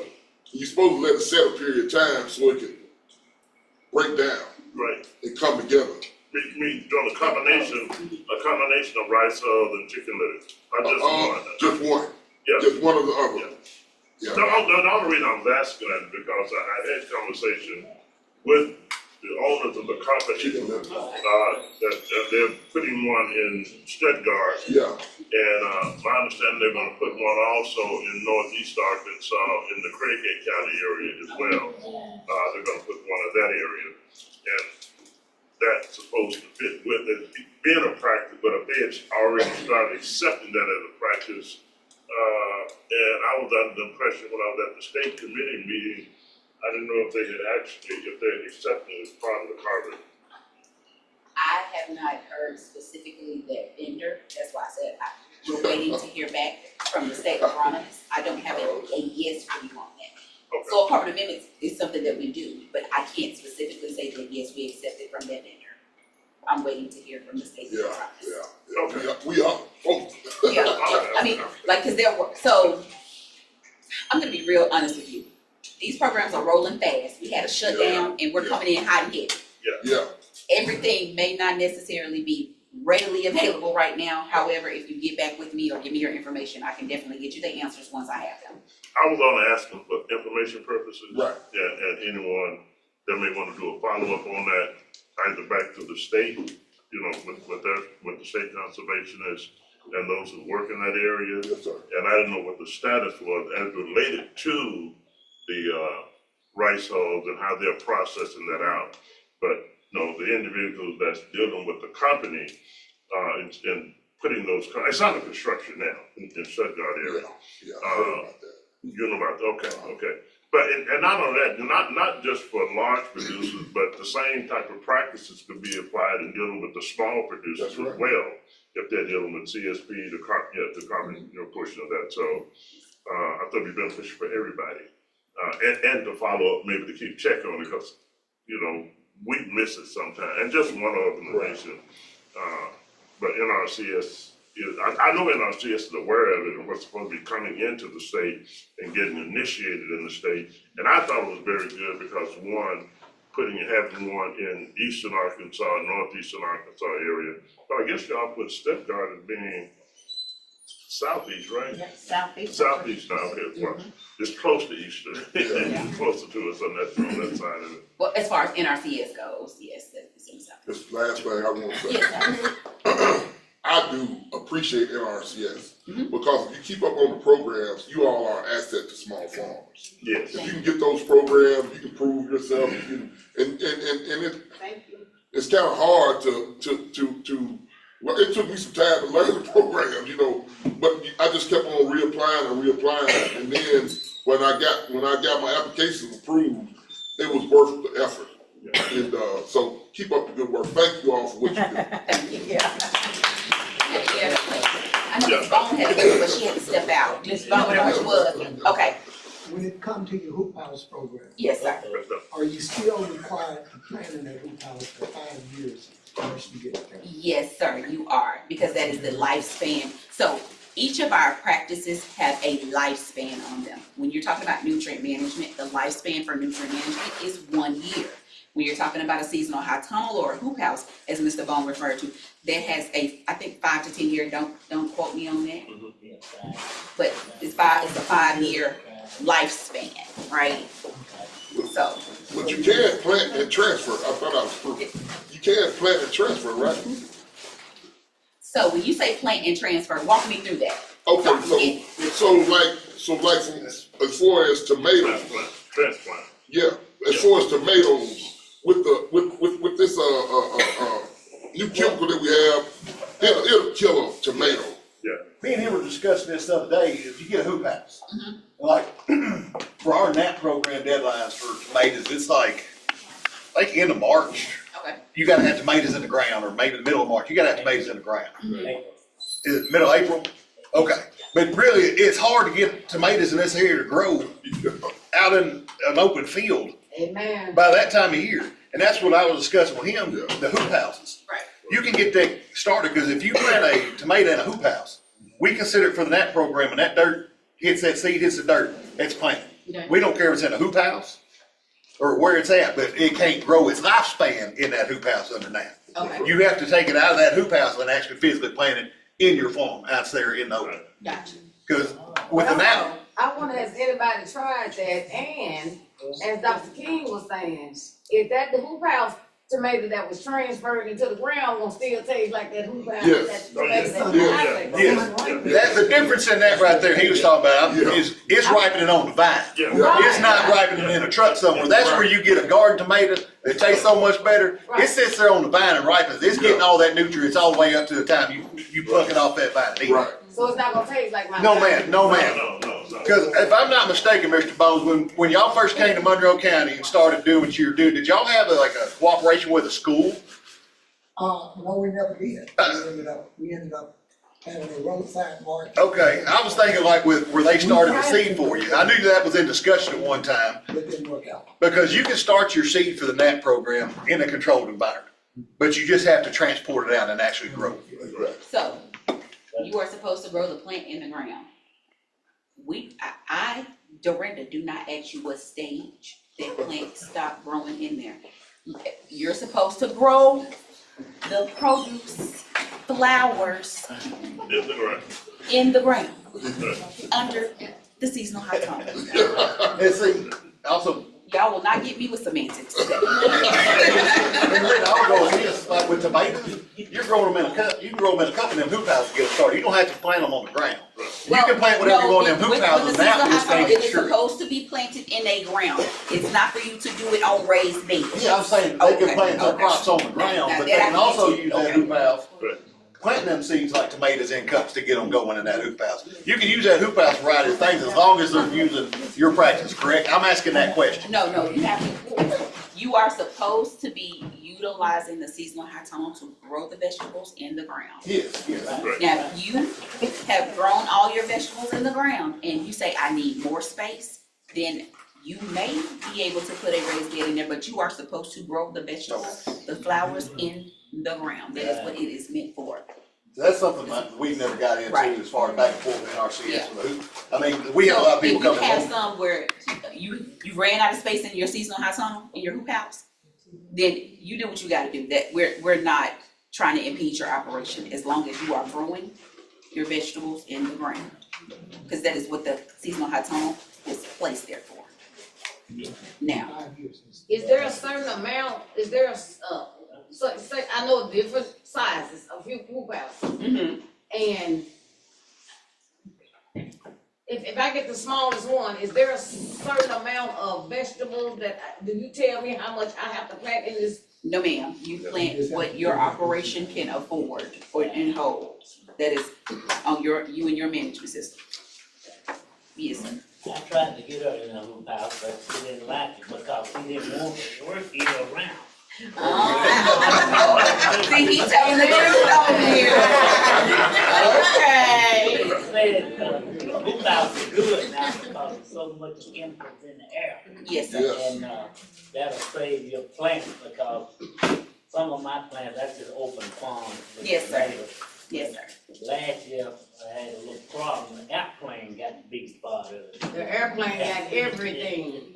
They sprayed it, they killed everything. So, you know, I saw the benefits last year of having a hoop house because they were spraying, you know, rice or beans or whatever it was. Yes, ma'am. But it killed everything we had, and we was told not to sell it, not to eat it. So we lost the whole entire.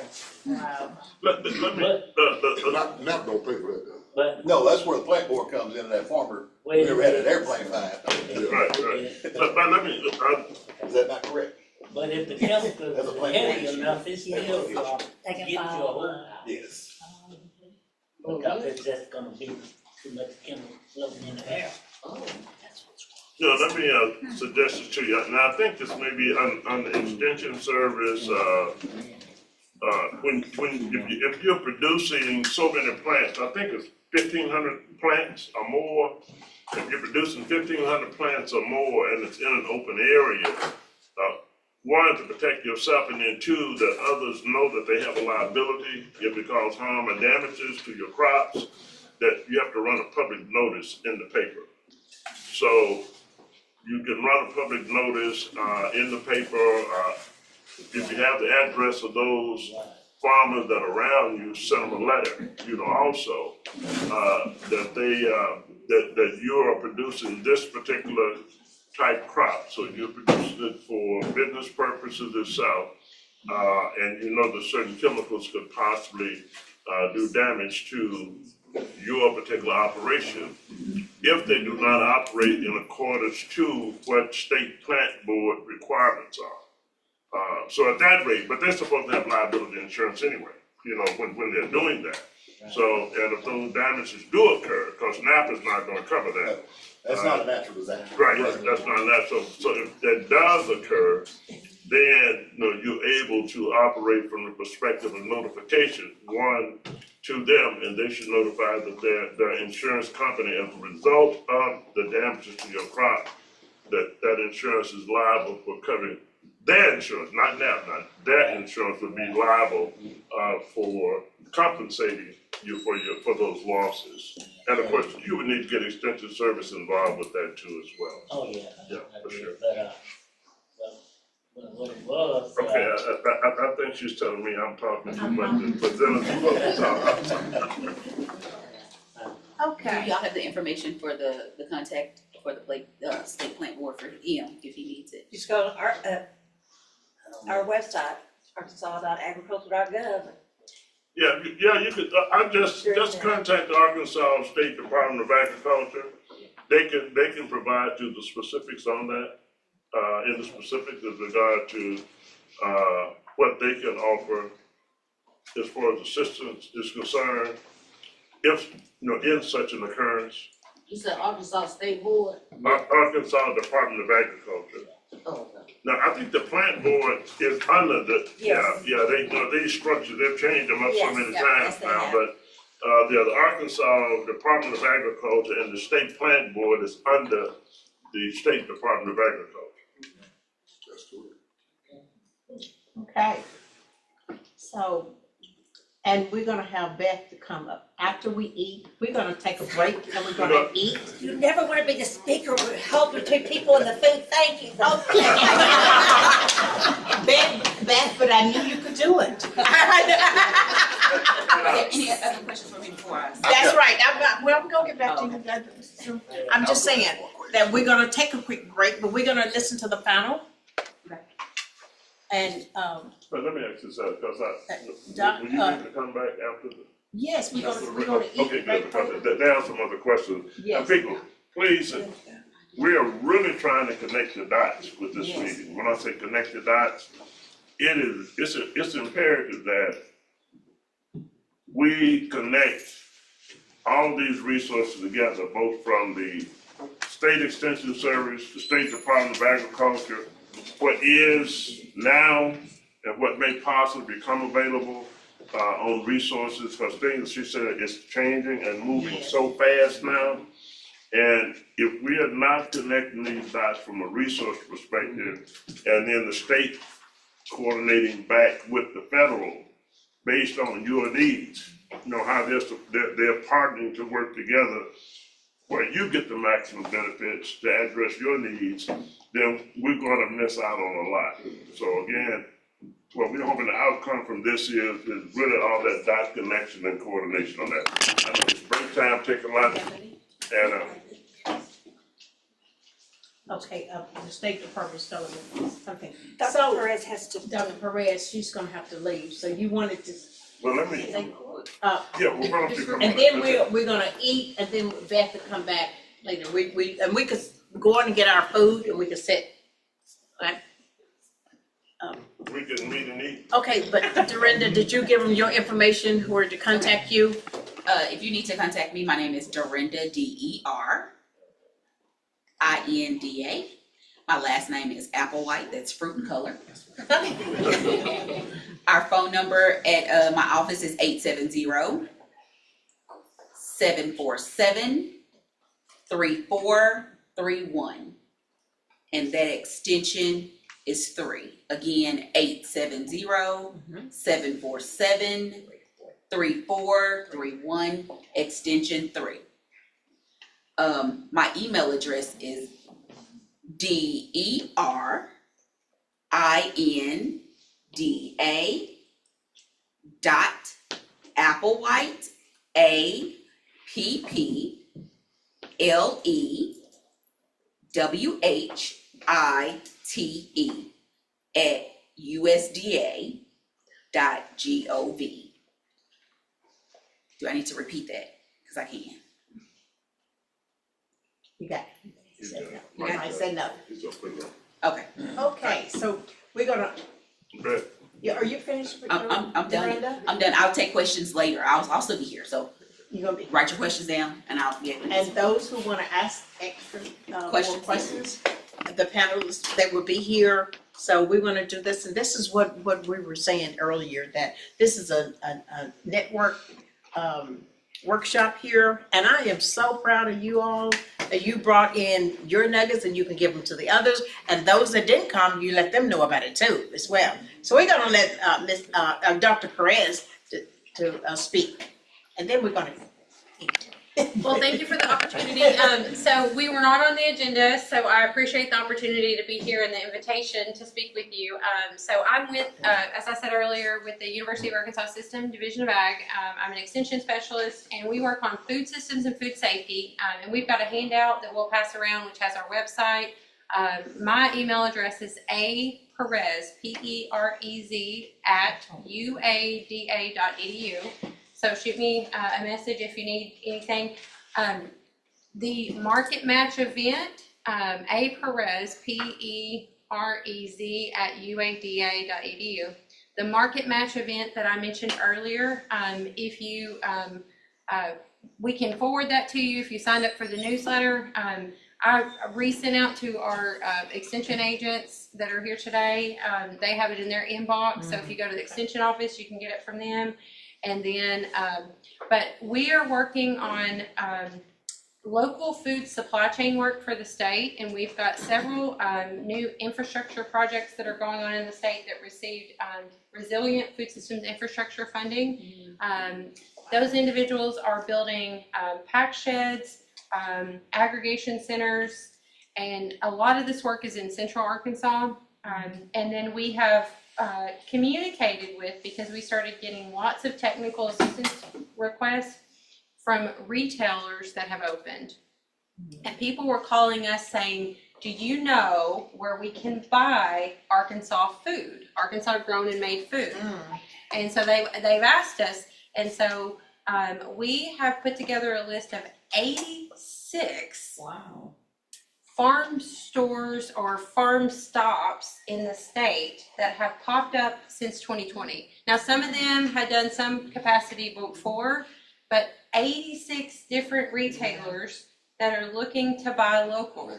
Now, it's a little bit of a drive to where most of them are from here, but there's a lot of interest in Central Arkansas. And there are a couple of infrastructure projects that are looking to aggregate. They've gotten some trucks. I would say talk with the bones in the back. They're part of some of those conversations. They'll be a good resource for that. And then we are going to have a couple of meetings over this year and probably ongoing to talk about how to make these market connections.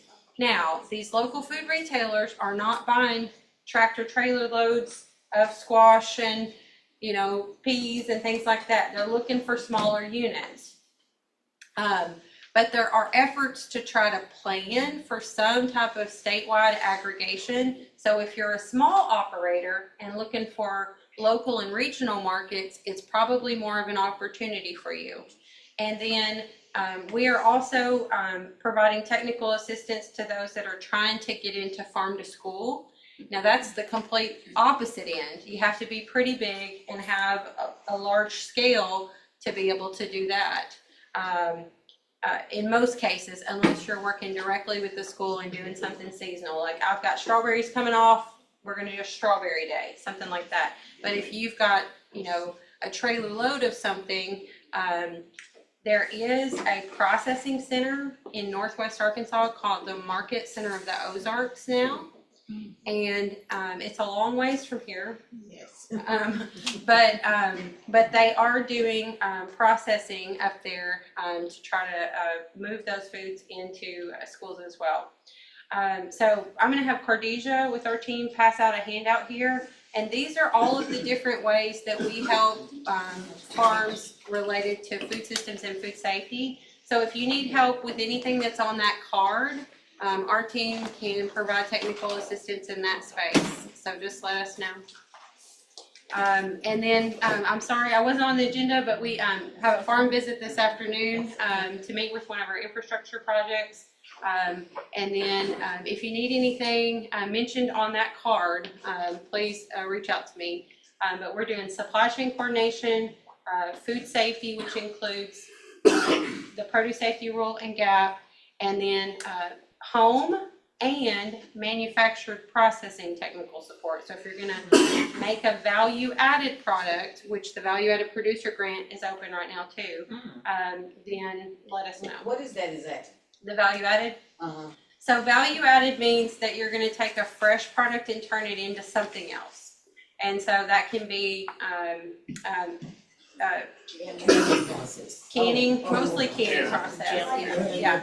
But additional okra, you could do pickle okra. yes. And you can do that under the homemade food guidelines. And so your county extension office should be able to give you the guidelines for that. It's listed on the state health department. It's listed on our extension website too. And that's a grant. So the homemade food guidelines is a state act that was passed in 2021 where people can take farm fresh foods and turn them into value-added products and sell them off of their farm or at a local food retailer. Yeah. You can sell it at a store and a farmer's market if you follow the requirements in the guidelines. Yes. Now, not all canned goods can be sold. So these are things that are low risk. So think pickled things, Yes. right? Not things that have to be pressure canned, that like a green bean or something like that that doesn't have acid. It needs to have an acid in it because that's a food safety issue. It's a preservative. Yes.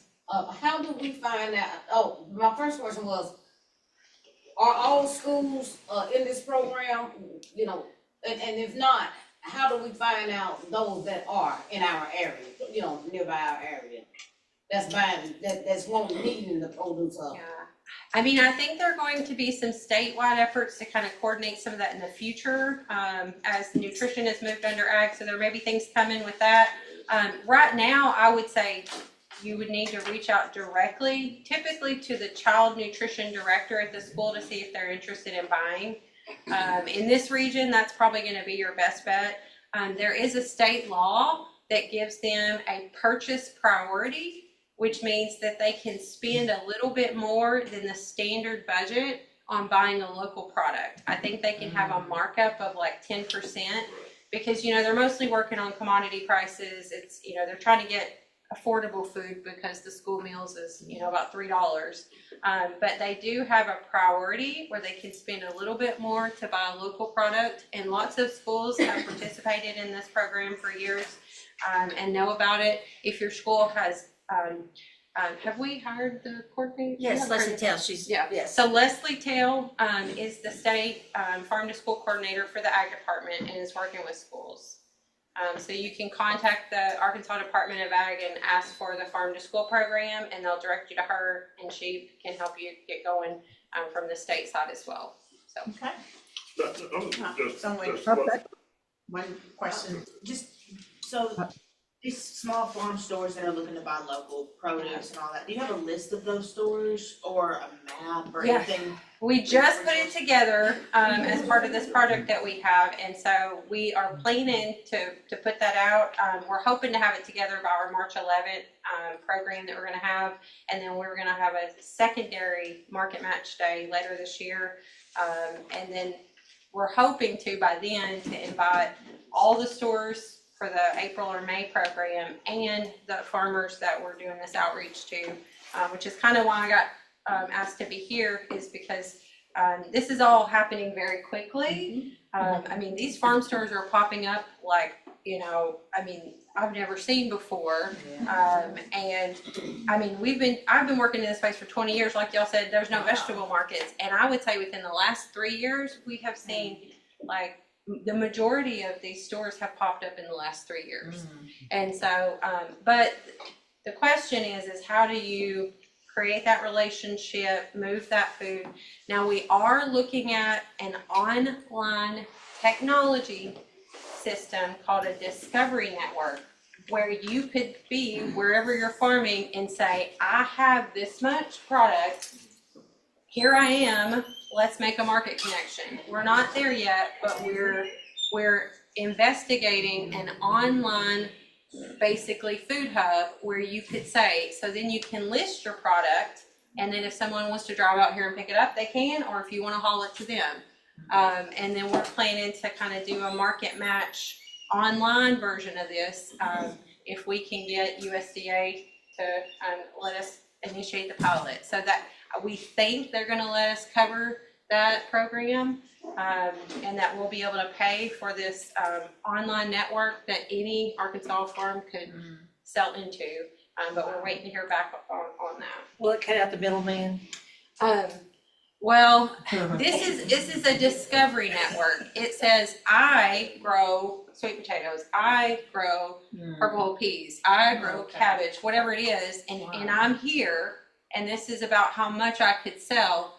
And it's more of a wholesale network or a direct network from vendor to vendor rather than a public network. So you're not going to put your peas on there and then have 40 customers saying, I'm going to come pick up from your farm, because it's only for the people who are the businesses that are involved, right? That way a store, you know, across, you know, a county or two over who's looking to source something that they can't find, then they could connect to that online network. Well, just on the market requirements, because whenever you're dealing with market outlet, particularly fresh produce, they have certain requirements. And you gave reference to the other side of technical assistance. I think it was you, Dr. One of you did regarding technical assistance, but it's back to food safety. And I know food safety is a big part of the marketplace in dealing with GAP, good agricultural production practices, and good agricultural handling practices. What level of assistance do you all give to producers to meet those market requirements? So we have, we had funding from the federal government through the Department of Agriculture to host produce safety certifications. Okay. That funding was paused. We do think that it's going to come back, but we have, we are planning to host at least one produce safety certification courses later this year. We have a date tentatively scheduled for April 9th. So if you sign up for our newsletter, which is what's going around, we'll send that out so you can come to a class and learn how to do that. That class helps you if you have to have a required state inspection, or if you need to do, if you're looking to have a gap audit. So a gap audit is if your buyer requires you to have food safety, you need at least a base of a gap audit. So if you have to have a gap audit, you do have to pay for that. Now there is a program that's been going on for the last couple of years where you can get reimbursement from a USDA program after you pay for that. And I don't know the dates for that, pardon me. But we do the training, so we tell you how to put the practices in place. We do the certification, so you get a certificate in case you need it for a state inspection or to get into the GAP program. And then we send you the resources for the checklist for the GAP program. And then we've done some hands-on workshops for like how you choose a sanitizer, how you wash your produce, those things at different conferences, and all that's on the sheet there. And so if you're thinking about, so there's the thresholds are farms that are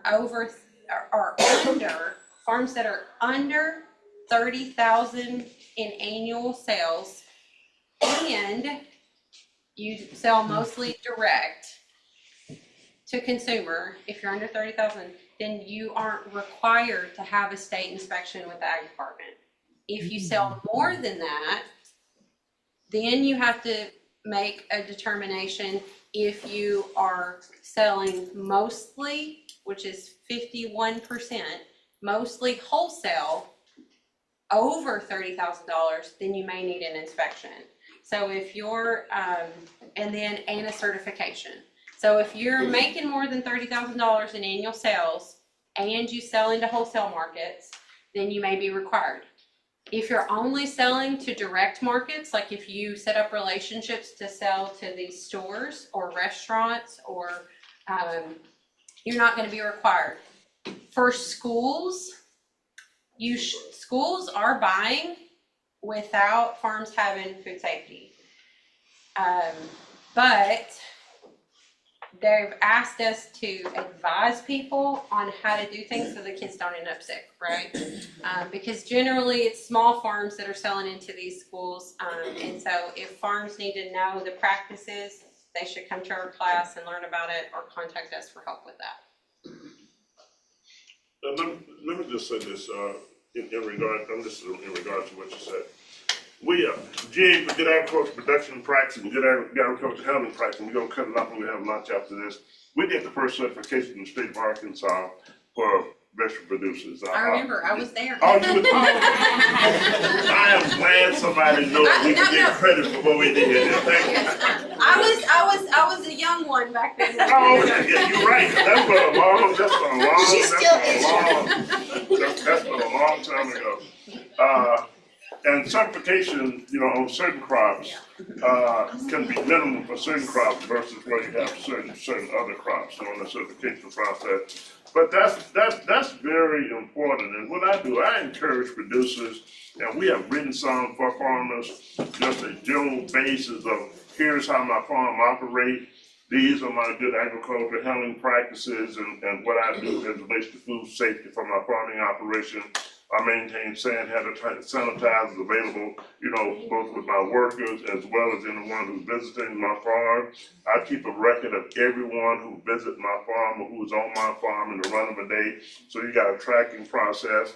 If anyone is sick, that's a farm laborer that's working on the farming operation, that person is sent home. We do not allow them to work, expose themselves to the operation. The crops, that's being produced in my fields. I maintain the availability of all workers, the accessibility to restroom facilities, either portable potty or if you have it within so many feet of your home, so workers go to the house or the area you have designated for workers to go to. And that's just from a general perspective, okay? But that provides assurance that you're adhering to food safety practices and handling practices. And the same thing applies when you start to deal with the production practices. You have irrigation, I have my well tested, I get water, I have my water tested from the well. Goes to the health department, they provide me particular information that my water is safe. And believe it or not, we found farms that had contaminated wells, okay? Same thing with your soil testing. We do not have contaminated soil on our farm. We do soil testing at the farm. Goes to extension services, and I apply the necessary practice for nutrient susceptible concerns and dealing with all crops for assurance of both healthy plants and healthy crop production. I wanted that also to be said in relation to certification and the cost of that, because I wanted the FSA to hear it also. So if it shows up in the farm plan, as a cost and expense. That's what the connected dots are, okay? All right. Thank you. Let that line go. Yeah. And UAPB, with Dr. Henry English and Iris Crosby, they also have a food safety program and do produce safety education and gaps plan development as well. Right. So we partner with them as well. Of course, online, and we're really gonna go to lunch. Okay. Someone is online. Will you repeat your question? Yeah, I have a general question in terms of the state of Arkansas. I've been hearing the last week that Arkansas is the most food insecure state, which is kind of shocking given, we're an agricultural state. So I guess my question is, what is contributing to this food insecurity? And is the state of Arkansas putting more incentives towards addressing this issue? You mentioned the farm, you mentioned a number of programs, but I guess I'm real curious to know, why are we so insecure in terms of our food systems? It is that we don't have an infrastructure in Arkansas. We took up our railroads that we could have shipped from county to county food. We don't have those anymore. Then you have people in this side of Arkansas, they have to compete against the row crops and what they bring, such as spray over. We have the food here. We're just not all connecting. We have ample food to feed Arkansans, but we've got to do exactly what you're doing here today. How many of you are specialty crop growers? Anybody? Awesome. Because we eat the specialty crops, folks, but also a specialty crop can be a Christmas tree. There's so many different things. Go to USDA, look at a specialty crop. You can grow flowers, you can grow grass because turf. There's so much that we could be doing. It's just that we're not getting connected together and we're not thinking forward. We cannot think like we used to in the past. As they said, we can't keep doing the same thing over and over again because I said that's a sign of insanity. So we've got to start connecting. So that's my point. Dr. King, go ahead. That's your food. Okay, so we're gonna take a break and eat and drink and visit and, exchange experiences and opportunities here. So let's do that. And we have, different sandwiches back there from Subway. You got turkey and ham, you got turkey, you got chicken, whatever else, I don't know. But it's written on the box there. So just go and take, and you got drinks and chips back there. All right, right now, you're excused. Pray for the food. Doctor, you want to pray? Yes. Hello? We're going to have pray for the food, Doctor. I thought you said. I want to pray for the food. No, don't do it. We know you got something to say. Hold it, Doctor. Just hold it, then Okay, I just want to make sure everybody knows we want to come back and finish up the question and answer period. Because there are some other questions I know need to be asked that I want to put on the table to make sure that we connect everything. Right. Because we have the State Department of Agriculture, and that's the connecting points back to the State Department of Agriculture with USDA. Just talking about the question on the cost for food, but with certification on farm, putting those in farm plans and some other things, and what resources they have to offer. So definitely let's come back and we get that done and answer these other questions. And God bless His food to our physical needs, bless the hands prepared in these other words. We ask in our Son Jesus' name. Amen. Amen. Now, I must say this, the person who would have done a much better prayer for that, he is a praying soldier, would have been Mr. Scott. All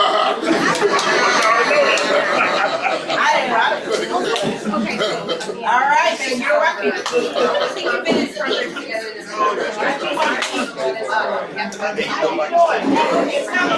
We're coming on the wrong side.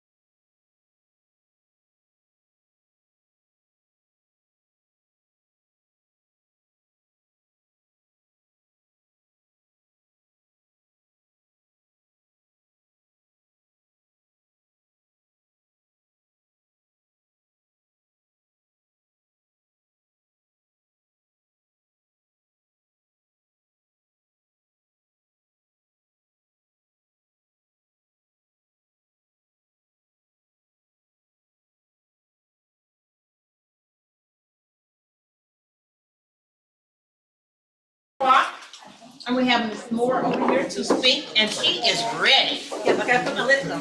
Well, she gotta put her, okay, put her lips on. Let me get up. I don't want to be eating on camera.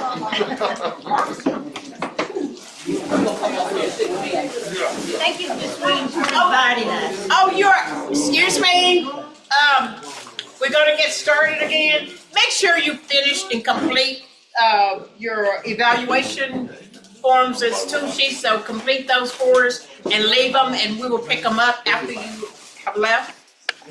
Okay? So, you enjoying so far? Yes. That was the goal. You all did awesome. Okay, so now we're gonna have Ms. Moore. I'm Beth Moore with the Arkansas Department of Agriculture. And when my new director stood up and said she had an umbrella, I bring her a tent load of programs. I get the honor of being able to promote Arkansas grown and Arkansas made. That's exactly what it says. People who grow or make products in Arkansas. We currently offer you a free web page because some people don't have the money for marketing. Most farmers don't want to spend time on a computer. So we get you a free web page on our site. So ArkansasGrown.org, so that you have presence out in the network land. I have an 80-year-old gentleman and he sells honey. He doesn't have a computer, but he has a web page. So when someone searches honey, he's gonna come up.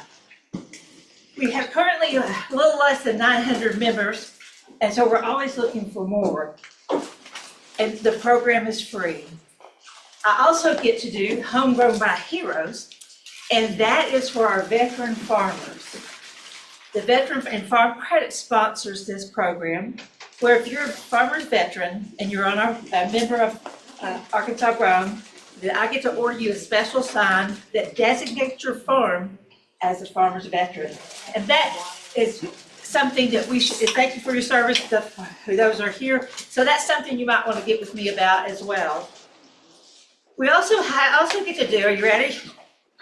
Farmers Market. Farm Credit sponsors those. We have a farmers market promotion program where we have an X amount of funds for any Arkansas farmers market that's a member of Arkansas Grown can submit X amount of billing for promotional items. That would be TV ads, radio, the banners, flyers, so that is an excellent free program. If you have someone in your area that's running a farmer's market and they don't have the signage they need, please tell them to go on our website. We're gonna open that program up later next month. And it is free. It also reimburses you up to $575. That's pretty good. That's pretty darn good to get. Which one? The farmer's market promotion. Okay. Then I also get to do farmer's market bags. Who doesn't love a great bag? I know. So Farm Credit sponsors this, and they actually pay the bulk of the price for those bags. And we in turn sell them to the farmer's market at a discounted rate. And they love them. In fact, they've been on the emails, when are the farmer's market bags coming? Where are they coming? Because that also is an advertisement. And also people love to have, they don't want to go around with having to hold groceries, hold the product. And it's another thing that builds community. Now I'm going on, then I have a new thing. Are you ready for this one? It's because I love specialty crop producers. Y'all know I'm passionate about specialty crop. It's called Farm Credits Farm Market Fridays. So we're going to have actual farmers market at Channel 7 starting in April on Friday, and let people be shown on the telly and have people come down and shop. They're promoting, we want to promote you guys. And that's one way to do it, because you and I can't afford television time on our own. But this way, we'll get out there, people will know where. When the lady who asked about why are we insecure, It's because people don't know where they are. I don't know where the farmer is. I don't know where the school is.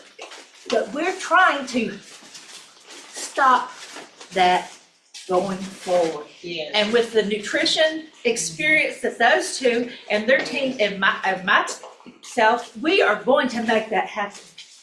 If you're producing, you should be selling, having the opportunity to sell your product to a school or a daycare. See, when Carrie said that at a daycare, I didn't know that at all.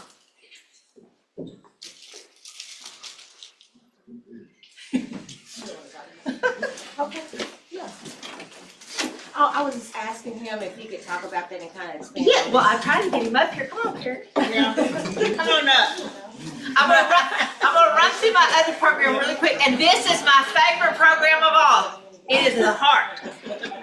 It's the Arkansas Century Farm Families, for families who've owned 10 acres or more for 100 years.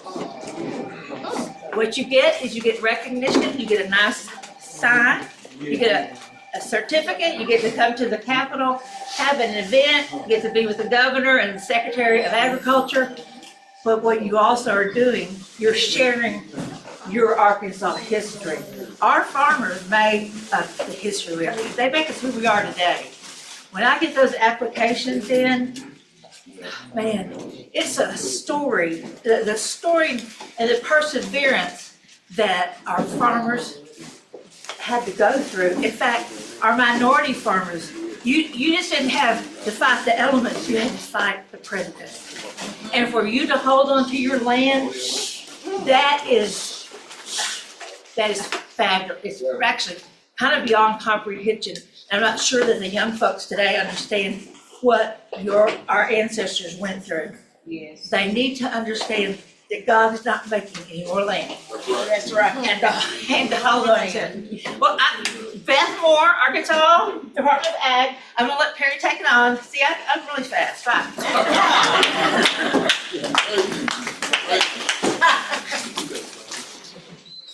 All right, first and foremost, my name is Perry Hunter. I'm with the Arkansas Department of Education. Now I am. In a little bit, we're going to be with the Arkansas Department of Agriculture. First and foremost, guys, I am honored to be in the presence of all of you farmers, all of you distinguished gentlemen and gentlewomen. Thank you so much for what you do, how you do it, and when you do it. Because truth be told, everything that you guys produce, that you grow, impacts somebody. That's right. So what you do for us, building from our young ones on up to our older ones, again, thank you so much. I'm going to elaborate a little bit on something that was mentioned earlier, where that local farmers can actually sell their produces to our local daycares. Very, very easy, very simple thing to do. That mandate came down from USDA many, many moons ago. Beth and I was talking, a lot of these people don't know that. It's unbelievable to me still in this day and age, after being working over 16 years in the nutrition department, that some people still don't know the state of Arkansas reimburses for meals that are served in our daycares, in our schools, in our adult facilities. Where do we get that product from? Get that product from? Of course, we hear Cisco's and Benny Keeves and all of those big name industries. Now it's by Arkansas. It's been by Arkansas. So what we have to get out now is, where's our Arkansas produce coming from? And that's gonna be from you guys. So daycares, anyone in your county, in your city, your township, if you know who those daycares are, it's time to advertise. Go ahead and get your flyer, get your something to say that, hey, you're willing to sell your goods and services to those daycares. Now, we have what is called state procurement. State procurement operates, of course, in every state. Arkansas is no exception. Okay, the state procurement for us, with you guys going out to these daycares, unless you plan on moving metric tons a product through a daycare, you won't have to worry about those procurement standards that we have. That'd be just like those guys showing up to Kroger, Piggly Wiggly, or whatever in that area purchasing goods. So if you could put together, hey, Canva is really good about creating your flyers, make it appealing, have your numbers, have the things that you want to sell, and get it out to your providers. Now, where can we help with that? We know who those daycares are. We know where they are. We know how they do business. So what we're gonna get from you guys and be able to put together, and Beth has my word. Y'all know Miss Beth, if she says it's gonna happen, we're gonna make it happen. Okay? We will be able to get that list to you guys. We can do it by county or a couple of counties if you want to expand that way. No problem. Our job is to give you the resources and give you the information that you need to go ahead and do what it is that you do. And what you guys do is so important. So again, thank you so much for what you do, and thank you for the opportunity to speak here, guys, and we'll be able to get our information to you. Give us a call. We are willing to help. Okay? Yes, ma'am. My question, you said that the daycare has been taken care of. Have you all talked to the nursing homes? Is that an option for local farmers, vegetable farmers? Okay, so we actually deal with the adults as well. Now, there are levels to adults. Under our program, we just can't feed everybody. This is not a Meals on Wheels or anything like that. In the adult program, they have to be at least 60 years or older, or they have to have some type of disability as part of a program that is operating. Now, going for you guys, their procurement policies is the same as everybody else's. If you have something that you're willing to sell, you first have to let them know that you're selling it. So you can pass that flyer out to them, and then they'll make the decision. If you want to sit down a business meeting with the director there, that's what you do. Because first you have to let people know where you are and what you're doing. So with a daycare, it'll be the same thing. The one thing I did preference when I was sitting back there is that if you're going to do that, and if a daycare is going to use you, please have a legible receipt book. Because these programs are reimbursed. Right. So they cannot be paid or given credit for anything that has been used if we can't show where you got it from. Right. Okay? So I would, if that's something that you guys want to do, invest in your nice little digital book or the old school book where it has your name, a number that we can contact in the case, because we as a state agency, we go out and monitor. So we're not gonna call Kroger because Kroger has a receipt. We can, and we have, or we probably not unless we have to. Okay. And the reason that we have to is that it's not legible. We can't read it. We don't know what was purchased. We don't know how much was purchased. So that is the key part of this. If you're going to use them, make sure that you give them something that they can show that, hey, I purchased from this place. This is the goods. This is how much I paid, and everything will swing in their favor, and no problems from the state. Yeah. Awesome. Anything else? Okay, I have a question. You said something about people, elderly, 65, what? 60. What, category do they have to fall in order for us to sell them our produce? Do you understand the question? No, man. I mean, they're already in the category. They're able to purchase. Because of the basics. Yeah, they're able to purchase. And you're not talking to, so for me, I'm talking about the actual nursing home itself. Right. The daycare, the adult daycare itself. Right. Right. So when you go to meet with them, it's just like what we talked about earlier, the child nutrition directors. When you're trying to get into schools, that's who you're gonna talk to first. Child nutrition director is gonna get you to the superintendent. Superintendent is gonna get you to the CFO. So if they accept, all I have to do is get in touch with you and say, what I do? No, you touch me right now. That's it. That's it. So everything you do after that is, okay, how much of this product do they need? Can you get it? Give them a receipt or invoice, and that's a done deal. Does that include the area on aging? Senior citizen centers? Yeah, here's the thing. We're talking about fruits and vegetables, the things that you're purchasing. Now, how it's processed and what they can consume within those walls, that's really not up to us. Right. That's up for their nutrition department to take care of.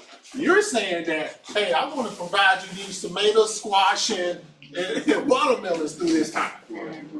But how you do it and how you mix it, that's up to you. That's between the two of us, the nursing home. Yeah. Us. What- We work together with this. Right. Well, what you got? You're Yeah. not- What? I'm not in. You're just information. I'm just information. So soon as they get what you got, and they put it in a nutritious meal that can be served to whoever their population is, and that it meets the USDA guidelines, we're good. Or as the kids would say, we're Gucci. So then, how do we get reimbursed from you? You don't get reimbursed from us. They pay you. So if you're doing business, you are basically selling your product to them. And we come out and we look at them and monitor them. And we check their records to make sure they have a receipt for the product that you sold them. From you. That's it. From you. So you don't have to communicate with us. You just communicate with them, sell your product, get your money, go on, be happy, and come back and get some more next time. That's it.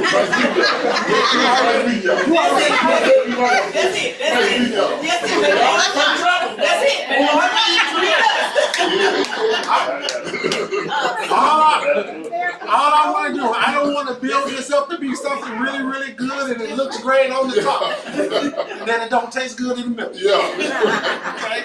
That's how this whole plan works. And the same applies with the schools also. The same, again, talk to that nutrition director, because that's where it's gonna start. Okay. If you have something that could compete with the school, because now when you start talking schools, now you're talking competition now.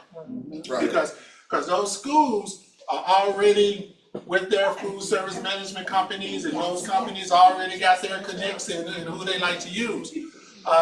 But there's still room for outliers in there that can come in, that we can get these goods and services right here in our own area and benefit people in our community. Because that is the big push. I don't care what city you go to, what state you live in.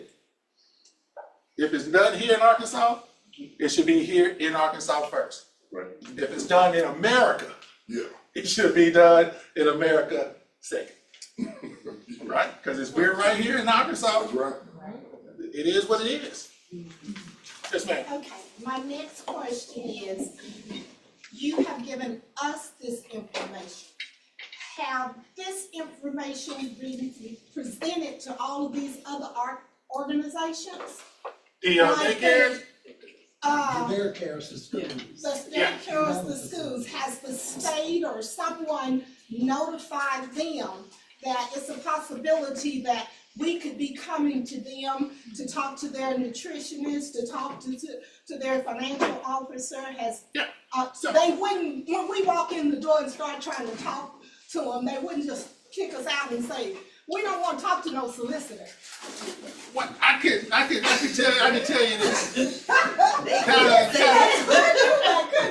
Look, they try to kick us out when we try to monitor it. We gave you the money. I think with that, because all of them, everybody has to go through a level of training. And in that training, it is mentioned, you know, how you get your goods and services, that they need to be invoiced. A lot of the things that we've really been pushing is state-grown goods and services, right along with Buy America. Everybody hear Buy America all the time. The big push now is what you can get from your state first, because that's what benefits the state first, where we stay.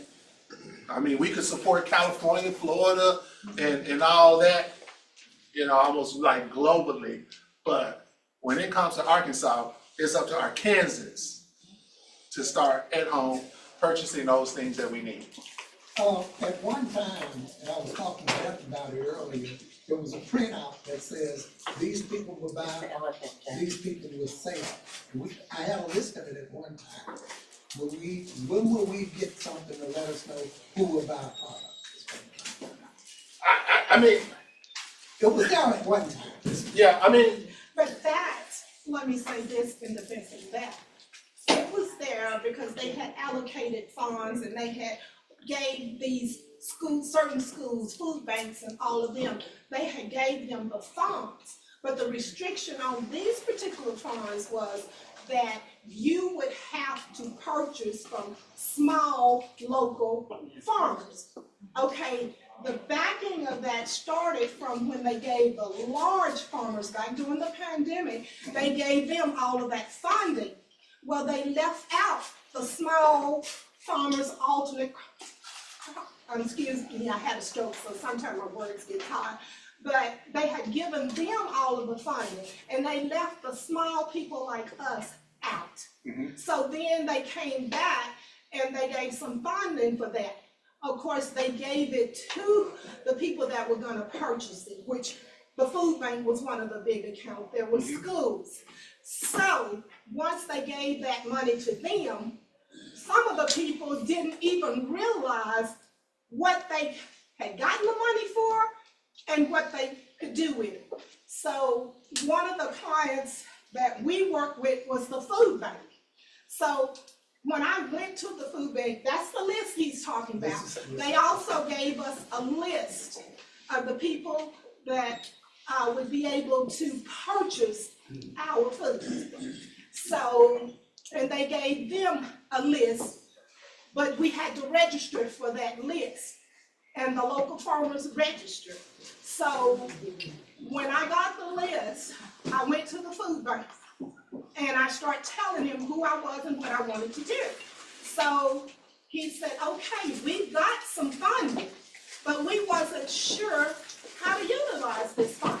And I say, well, you got that funding because they gave that to you to buy from small people like us, because they gave the big farmers many dollars, and they didn't give us anything. So that's how we got involved in the list that he was talking about, but I don't think that type of list pertains to what we're talking about now, like the nursing home and things like that. No. There will not be a list. Yeah, let me just on that. That was a project that was done, and we worked, you know, on that and did some training on it. The Department of Human Services, I think you with DHS there, so you're familiar with that one, yeah. And a lot has changed from when it first started, and as we say now, it's changing even more so now, and it's changing fast. And to make sure we deal with this inclusion process, Department of Agriculture, Extension Service, and how they're rolling this out. Pam is very familiar with that. When that program was done, that was a special project. I forgot how many $1 million that was a special project that came through the Department of Human Services, and the Department of Human Services in partnership back with the food bank. It was implemented also, really, some people didn't know, it was actually implemented by the Department of Human Services, working through back with, and that whole application. But we all know we work with farmers and get them signed up for it, so. That has evolved, so it went from the Department of Human Services to the Department of Education, and now from the Department of Education back over to the Department of Agriculture. The Department of Agriculture is where it is now. So I just want to make sure we have some clarity on that. Now, here's the good side of that. The good side of that is we have these folks who are familiar with how it's supposed to operate. And now it's with the Department of Agriculture and all these other people that, as you talk to them, who those vendors are, the list they have, they can't tell them who to buy from. That's right. No, they understand if it was me and with my daycare service, my assisted care facility, they couldn't tell me, well, no, you gotta buy from John Doe over there. It's not a sole source type situation like that. They can only say, well, no, we're promoting buy locally, buy from urban agriculture, small farmers. We're encouraging that. One of the things we have as a priority. Whoever they buy from, they're gonna reimburse them based on the evidence that they make the purchase, and it fits within our nutrition program. So they're gonna reimburse them. So, but it's just a matter when I say connect the dots, when we say partner, I'm gonna blame Jane for this, but that means that we have to broaden our network more too, to make sure that it's important that we have our people who have daycares to come in, if it's the Head Start programs and things of that nature, to be a part of our community, our local meeting, but it's all connected more. This thing is evolving right now more and more. I think it's very good for it. But I say it offers a lot of opportunities. Yes. And I'm just glad everybody's on the front end, both those who are producing and those who want to become producers, to know what this opportunity, the type of opportunity that exists and how to take advantage of the opportunity that's available for us now. And how farmers can diversify more, landowners when dealing with their farming operation, with the alternative crop, horticulture type crop, new producers particularly. And of course, the resource people, how they can put that resource there, FSA, Natural Resource Conservation Services, and they'll see more, from a plan perspective and how the program payments work. But y'all know I'm familiar with what you're talking about. Yeah, so I just want to make sure y'all know, these people are very familiar. Pam and myself, we had a good conversation back there. So she knew everything I was talking about plus So the right people are here, definitely. And I just want to reiterate. I have one question, please. Go ahead. Okay. I remember that program. If I'm not mistaken, that money from USDA originally went to DHS. It was like $12 million. My understanding from a few years ago. I did sign up. Unfortunately, my production was piss poor, so I didn't really participate as like I wanted to. So is there money still remaining in that $12 million budget that has now been shifted to the Department of Agriculture for that same purpose, supplying food banks? No, well, let me say that. We have had some discussions, and we're engaged in some discussions now, and hopefully that will become a reality again, and particularly with the State Department of Agriculture being engaged as they are. It definitely would not be under that same structure. It wouldn't be with DHS. It would have to come through the Department of Agriculture. That's one. Two is that the source of revenue, I don't know if they've dealt with the appropriation, authorization and appropriation for that funding now, which is through ag marketing services. And that's why you all get the certification money and everything else for certifying farms and all that. So all of that comes through ag marketing services. Department of Agriculture can do that. The fact that the Department of Agriculture is hearing all this conversation here today, I would encourage them also to join with me to encourage Senator Bozeman and others to support that type of funding for the state through the Department of Agriculture in working with the food banks that does allow these local producers, not only these outlets that he's discussed, but also that would allow them to do what they were doing the first go-round with the model program. They've done it before as a model. They will be supplying the food pantries. We're not calling them food pantries, you know. I've heard them mention hubs, some from the technology perspective, but we're calling them food market hubs, which means that the food pantries, in essence, will serve as market opportunities for the producers and food supply sources for the same underserved segments of the population that they serve now. And may be able to do even more with that. So we can have some more discussion about this and back with the Secretary of Ag and for more detail and with Pam. But we have something coming up. I told her we would definitely, I definitely want to have a lot more conversation about it, and hopefully we'll have our abstract finished. Jane said I was supposed to have it finished. My motto is Arkansas people should be eating Arkansas food, and kids in school, Arkansas kids should be eating Arkansas food. We have enough, just not connected. Right. But between you, Pam, and Perry. But the opportunity is here now, people. So with all this restructuring, basically all I'm saying, you know, Ms. Burnett and the rest of you, I know y'all know a lot of the others that was producing also when they did that model. The opportunity is here now under this new structure. We engage in the Department of Agriculture in this whole networking process. And we do have people with the Department of Ag now that does understand that model. So I just think we have to make it known more the importance of it and that we need to re-implement it. I think, well, I'm praying, Dr. Kelly, I've been praying for you. You have, the Lord just hasn't answered yet. What we need in our area is our own, what would you call it, the fruit? Market hub. Yeah. Yes. Because see, a lot of the farmers are elderly people. Yes. We're not driving an hour and a half and 2 hours to take. I understand. We did a study on this roughly about 20 years ago when we dealt with certifying farms. Well, she's gone now later. She remember when a friend of mine, Dee Davis, and myself, we did certification. Well, you remember certification of those farms.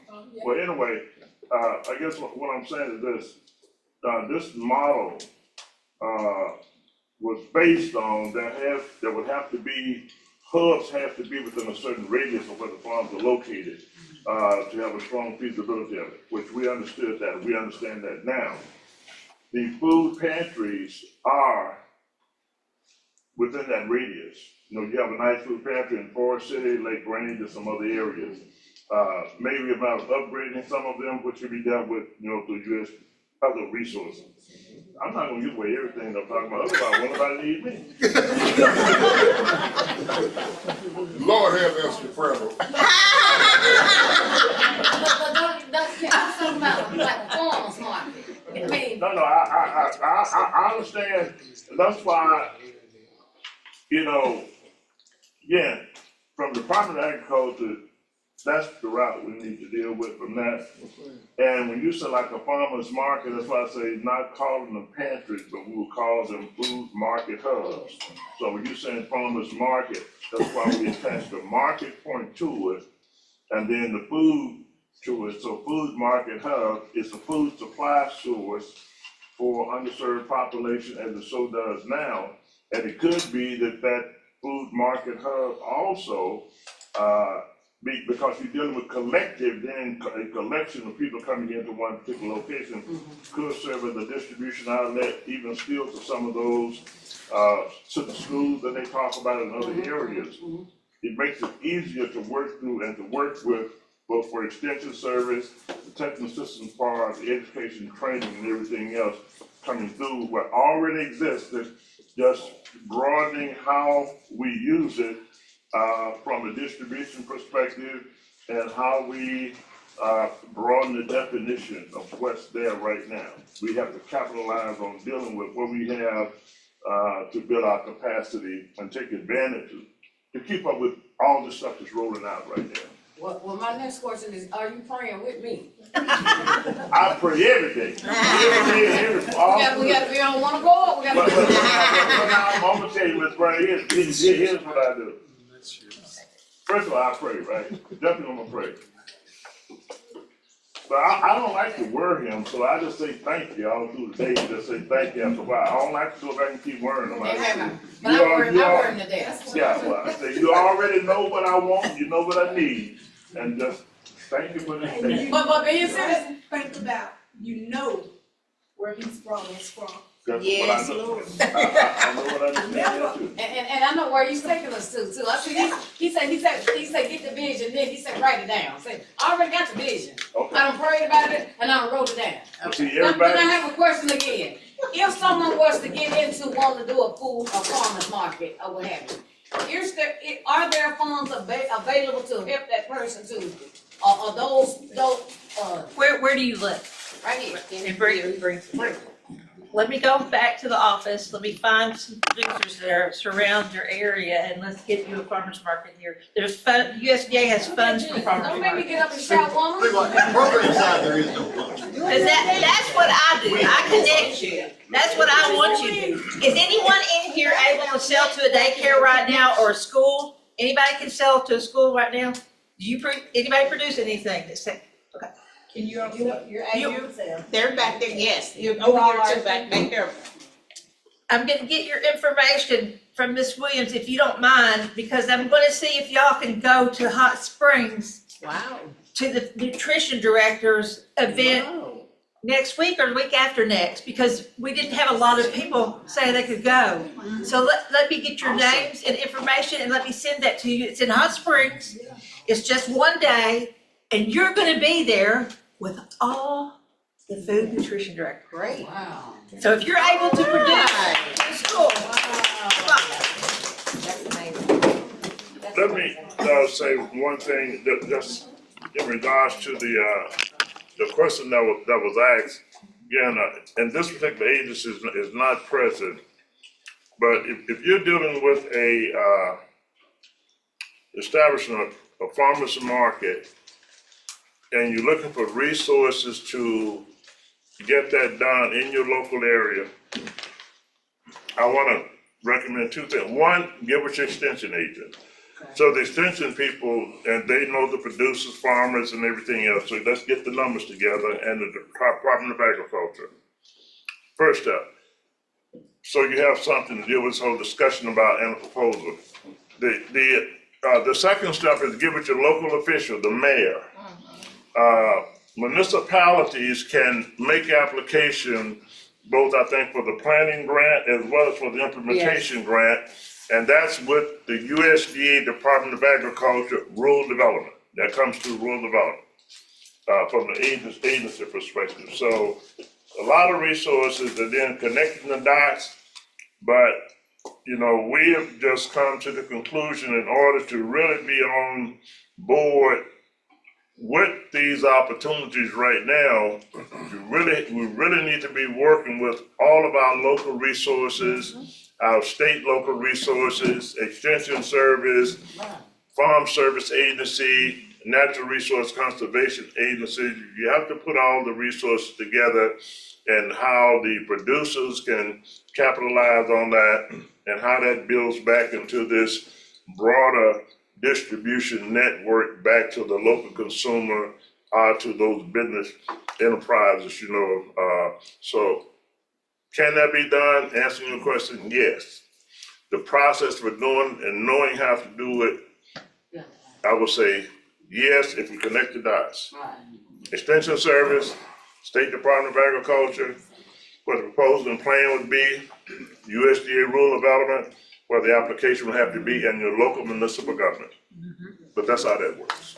All right. Someone wants to know, Someone online here, just when. they want to know how and where do you obtain a farm number? And then another question, where they want everyone's, who all presenters contact information? Everybody's contact information and where to get a farm number. Farm number's gonna come through your local FSA office. For Monroe County, you're gonna have to go down to Clarendon. For Lee County, where I'm at, you're gonna have to come to Mariana. Phillips County, I think I talked, back here, she's from Phillips County. Helena at the federal building is where their office is located. St. Francis County, you go to Forest City. Basically, you're gonna have an office in your county seat. Pulaski, where's Pulaski County? It's in Little Rock. Maumelle. Where, I don't know exactly where in Little Rock. But it is. Maumelle, It's in Maumelle. it's so, Maumelle is North Little Rock. Maumelle is North Little Rock, but you'll take that Maumelle Morgan exit and they're right there, so this is gonna be. Is that right next to It's next to that. Excuse me, we do have Farm Service Agency Deputy Administrator over here, back there, Imam Woods, will you stand, please? Cause he can tell you, he's Oh, there he is. Deputy Okay. Administrator here in the office, I mean, in the neighborhood there. That's what you say. From the But state. anyway, USDA Farm Service Agency, that's where you get your farm number. On the program side, Farm Service Agency, USDA. And to do that, you have to have a deed.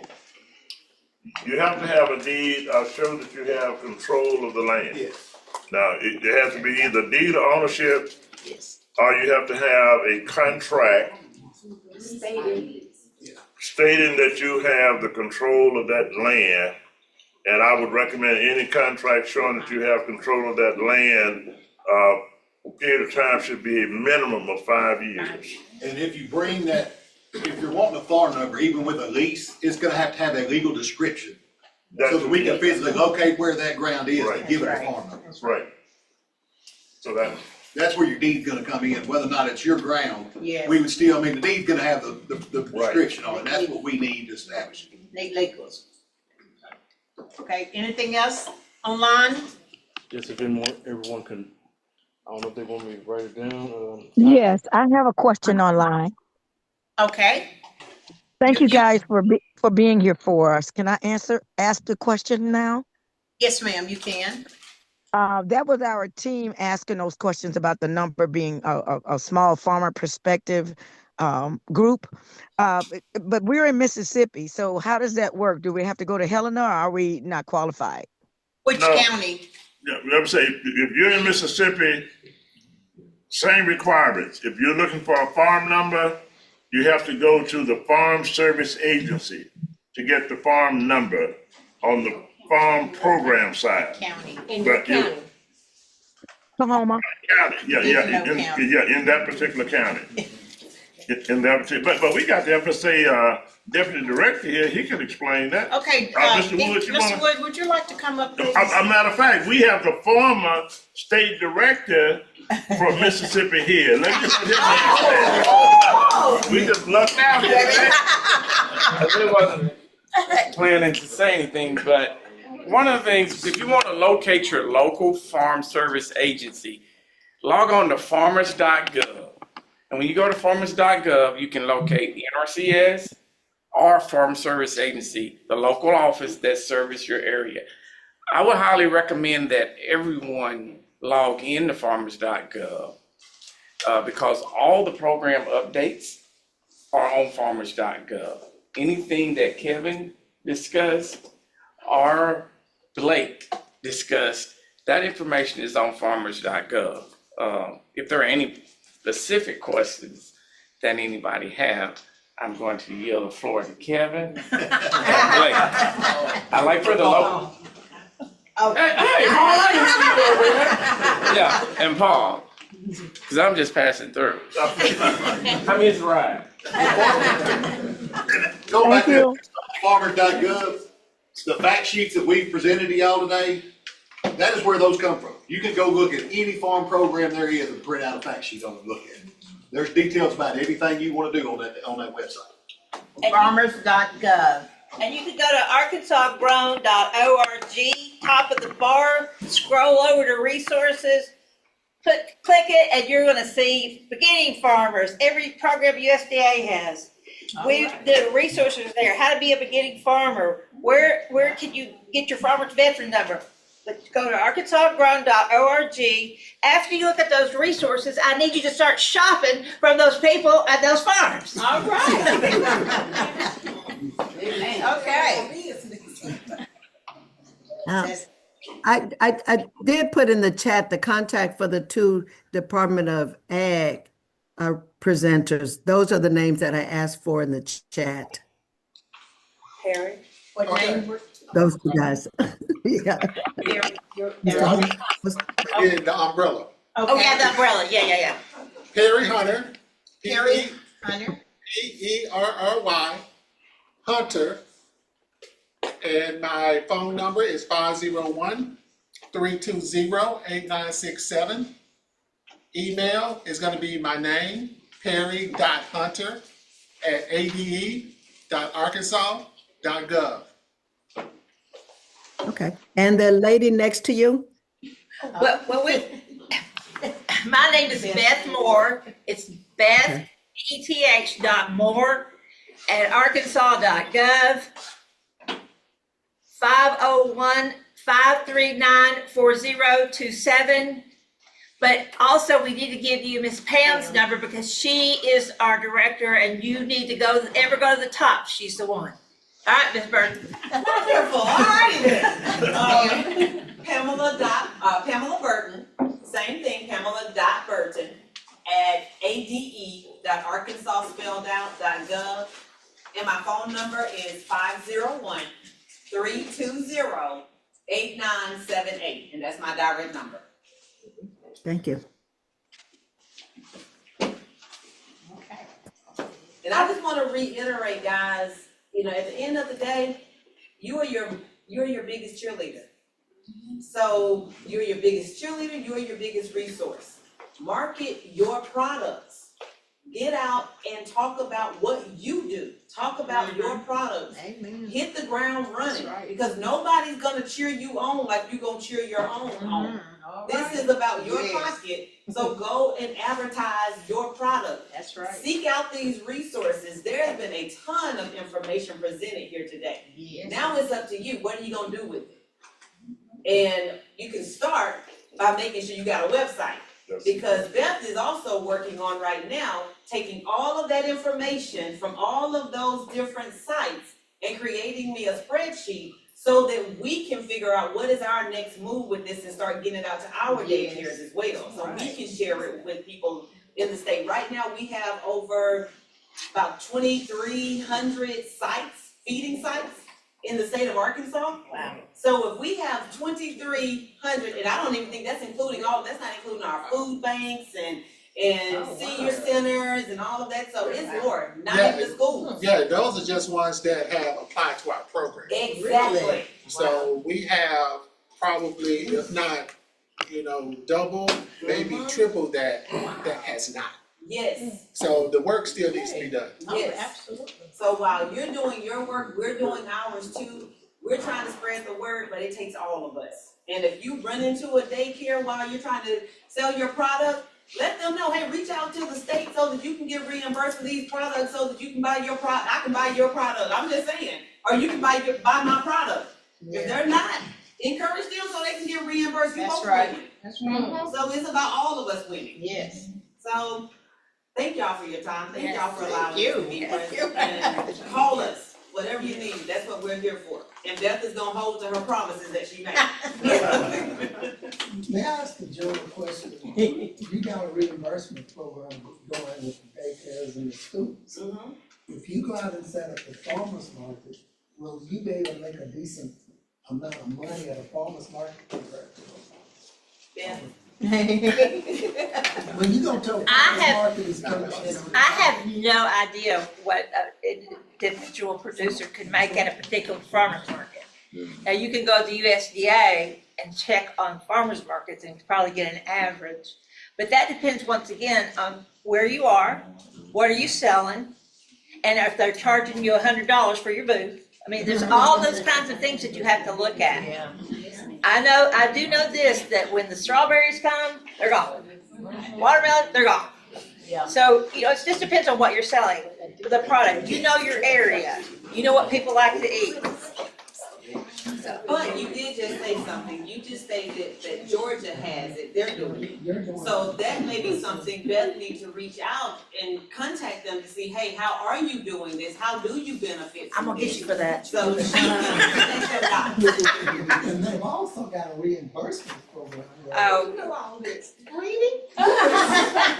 It's on the middle. Absolutely. There are other states who their grown programs, they're sometimes more likely run by a nonprofit section. Yeah. And that's why they can get the funding and do and help. And currently, the State Department of Agriculture, we don't have that capability. It'd be like Game and Fish, they've got a nonprofit. They get those license money, they get all this stuff, and that's how they're able to do so much. Look, let me say this for y'all, before it's a profitability on it. And we work with individual producers, to determine whether you make money or you're gonna lose money, cash flow, or doesn't cash flow. That's part of what we do on the technical system side. And we work back with the Extension Service as a resource to access that information. Of course, that's back with the State Department of Agriculture again, on that side, on the technical system side.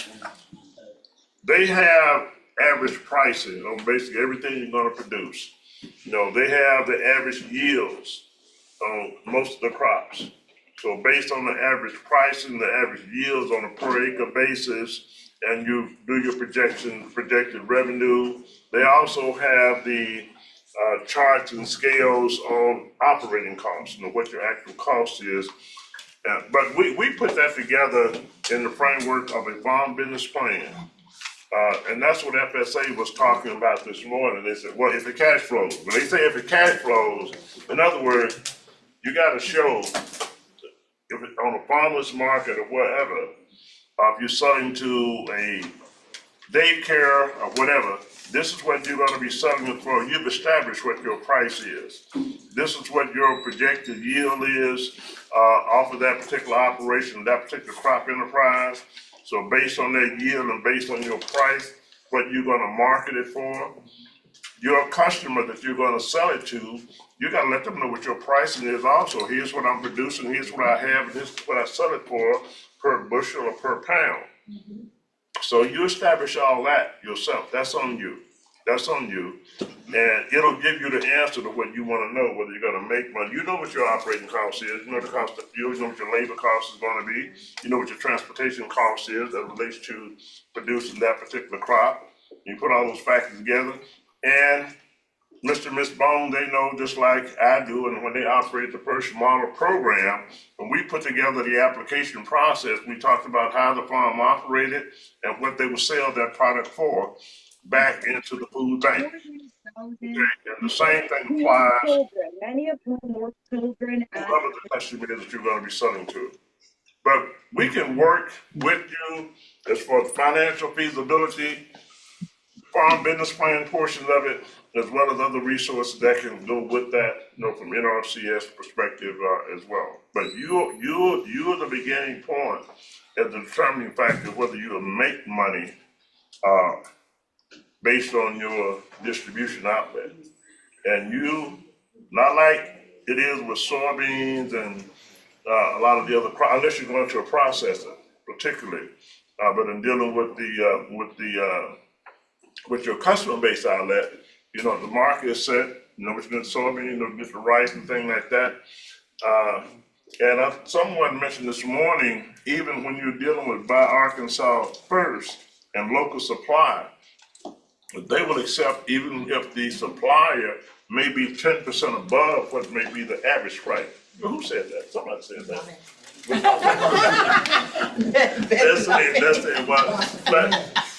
No, Dr. Perez said that. Okay. Yeah, Dr. Perez said that. So, but either way it goes, you know whether you're competitive within the marketplace and those that the market you're looking at selling to.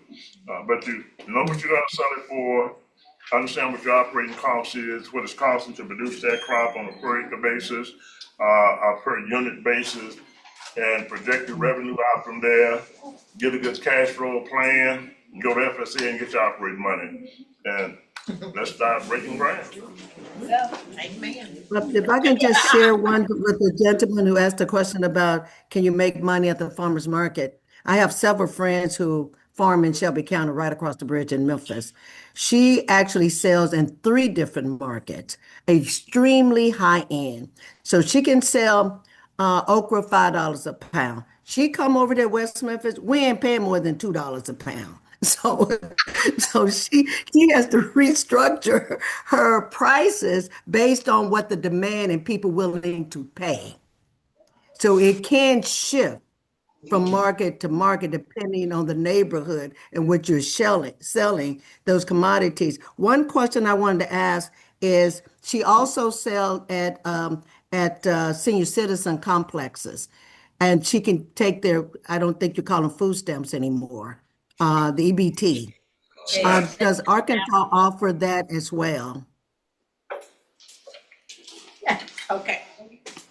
I was standing up because when I heard that, I was, woo.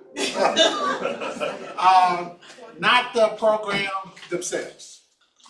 If you're talking individually, then someone can go to if you have a food truck that goes out, they can come out, they can purchase whatever goods and services that you have from their own bank account. Now, dealing with our program, SNAP benefits, none of that is gonna be acceptable on our program. It is not gonna happen. So anything that is purchased in that manner for that facility, all of that went into producing those meals will be disallowed. Wow. Because that's not what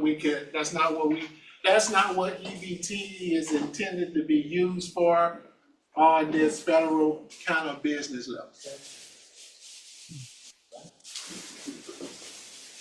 If you're talking about from the farmers, was she talking from the farmers market? If she's talking about from the farmers market, like I say, if she pulls up, if she has a mobile truck or they're coming to her personally, they could use that EBT. Yeah, right. Yeah, they could use whatever personal funding sources that the individual has. Right, to pay for it. To pay for it. Yeah. Okay. All right. Is that it? Did they answer your question? Oh, yes, please, thank you. Okay, thank you. Okay, this is at the end. If no questions here in the room here, we are getting to a close here. I want to thank each and every one of you. Doc, do you have anything else? Because you were next. I didn't know whether you want to touch on something else or you want to complete and then we could close later, or? No, let me just say this. I do want to mention that people keep on your in the mindset air property. Issues around air property. I'm not going to start to get a discussion behind that because it would take too long and some questions that will possibly come up either in person or online. But I will say this. A lot of times, air property is a challenge with getting the farm number. Yes. And I know the FSA people know what I'm talking about from that standpoint. But we don't have time to get into all that today.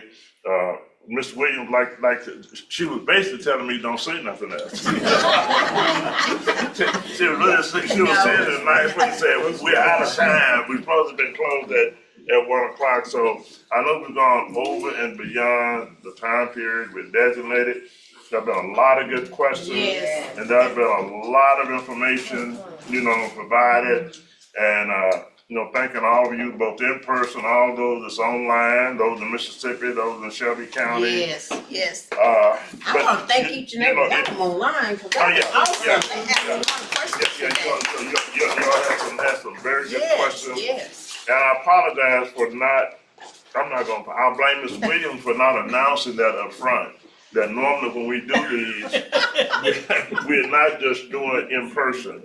No, we are doing both, in other segments of the state, and as you've heard and seen today, multi-state also because we have that network of notifications. So we send notices accordingly across the state of Arkansas if they want to participate virtually, as well as into Tennessee and into Mississippi. My apology for that we didn't talk about that. We will post this online as well.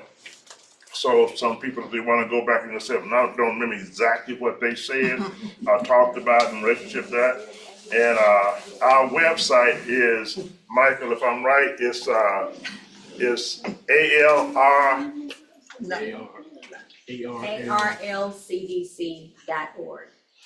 ARLCDC.org. I can't even remember our website. You see, these other folks are the ones that really have the information, right? But anyway, that's our website number. We put our work sessions up for a period of time so people can go in and look at it, or those who may want to go. And we also publish it in our Advancer. This is our Advancer newsletter. This is our latest edition that just came out. We're going to expand some on this in publishing more information, particularly from a network perspective, information from Extension Service, information from the State Department of Agriculture. A lot of it focuses on USDA resources. We talk about air property, issues with air property, and we're definitely going to be doing more writing or asking for more information about market opportunities and how to access those markets. So Beth, we'll really be calling on you on a lot. I love that. Yeah. And I'll turn you to Perry. Yep. Okay. So, but the Advancer, we publish that through the Advancer. The Advancer is published both hard copies, and everyone who's on our list, they get it electronically. And we also do an Advancer. This is the newsletter. We do a news bulletin, and then we do what we call Advancer e-letters on just current up-to-date announcements and things that we want people to know sort of immediately if it's going to take place before our next publication comes out. So one of our publications, and we also have educational information on air property. I don't know if we have all that here today, both the training piece as well as the educational manual that we publish as well. You can call our office. We'll do the mail out, to you on that if you're a member. We do encourage membership with the organization, with Arkansas Land and Farm Development Corporation and Arkansas Land and Community Development Corporation. The services we provide, and particular information and our technical assistance, our program service in every area. To become a member? Yeah, and please fill out the Evaluation sheet. And so we'll know just how good our resources were, the information they provided, and even as much so, let us know what we need to do better, what we need to add on, information-wise, how we need to better connect the dot and cross the T. We want to know that too. Let the man eat his lunch. Yeah. He's sitting up there working so hard. He left his, didn't he? He got his there, but yeah, that's not in his stomach. What man? Those two boxes right there in front of you. I will put the guy who's, yes, he hasn't eaten. We don't have anything to do with, he was going, okay, all right. Let me not get started. So please fill out the evaluation form, and we also have a survey form that we have in the Advancer newsletter. If there's additional information, program service information you need, that survey form is also in there. That's all I have this week. Okay, thank you. And as we can see, as I mentioned earlier, our goal was simple, that everyone in this room is better informed, better connected, and better equipped to take advantage of the tools that could help your operation to grow and succeed. So we are sure that you, after learning what you have learned today, that you are going to be better equipped, better in networking with your entrepreneur and your operation. So we want to thank you. You have a safe trip back home, and that we will see you again. Our next meeting. Excuse me? Our next meeting. Our next meeting is March 12th in Louisville, Arkansas. Louisville, yeah. Which is March 12th, as I said. And we have, in Little Rock, we will have April 12th, which is at the Macbeth Library, out on John Barrow. But it will be information out there on the web that you will see more information. We also have one set up in May. Where it is. No, that's in June. Lake Village is in June, but I forgot. I think it's a Faulkner County. and Buckner, so they will know for sure. Anyway, we have a lot of Yes, meetings. so We we have got a lot 6 of. months out ready to go, so we will get that information out to you. You will see, you will see me sending you emails, calling you, and, that's for sure. Right.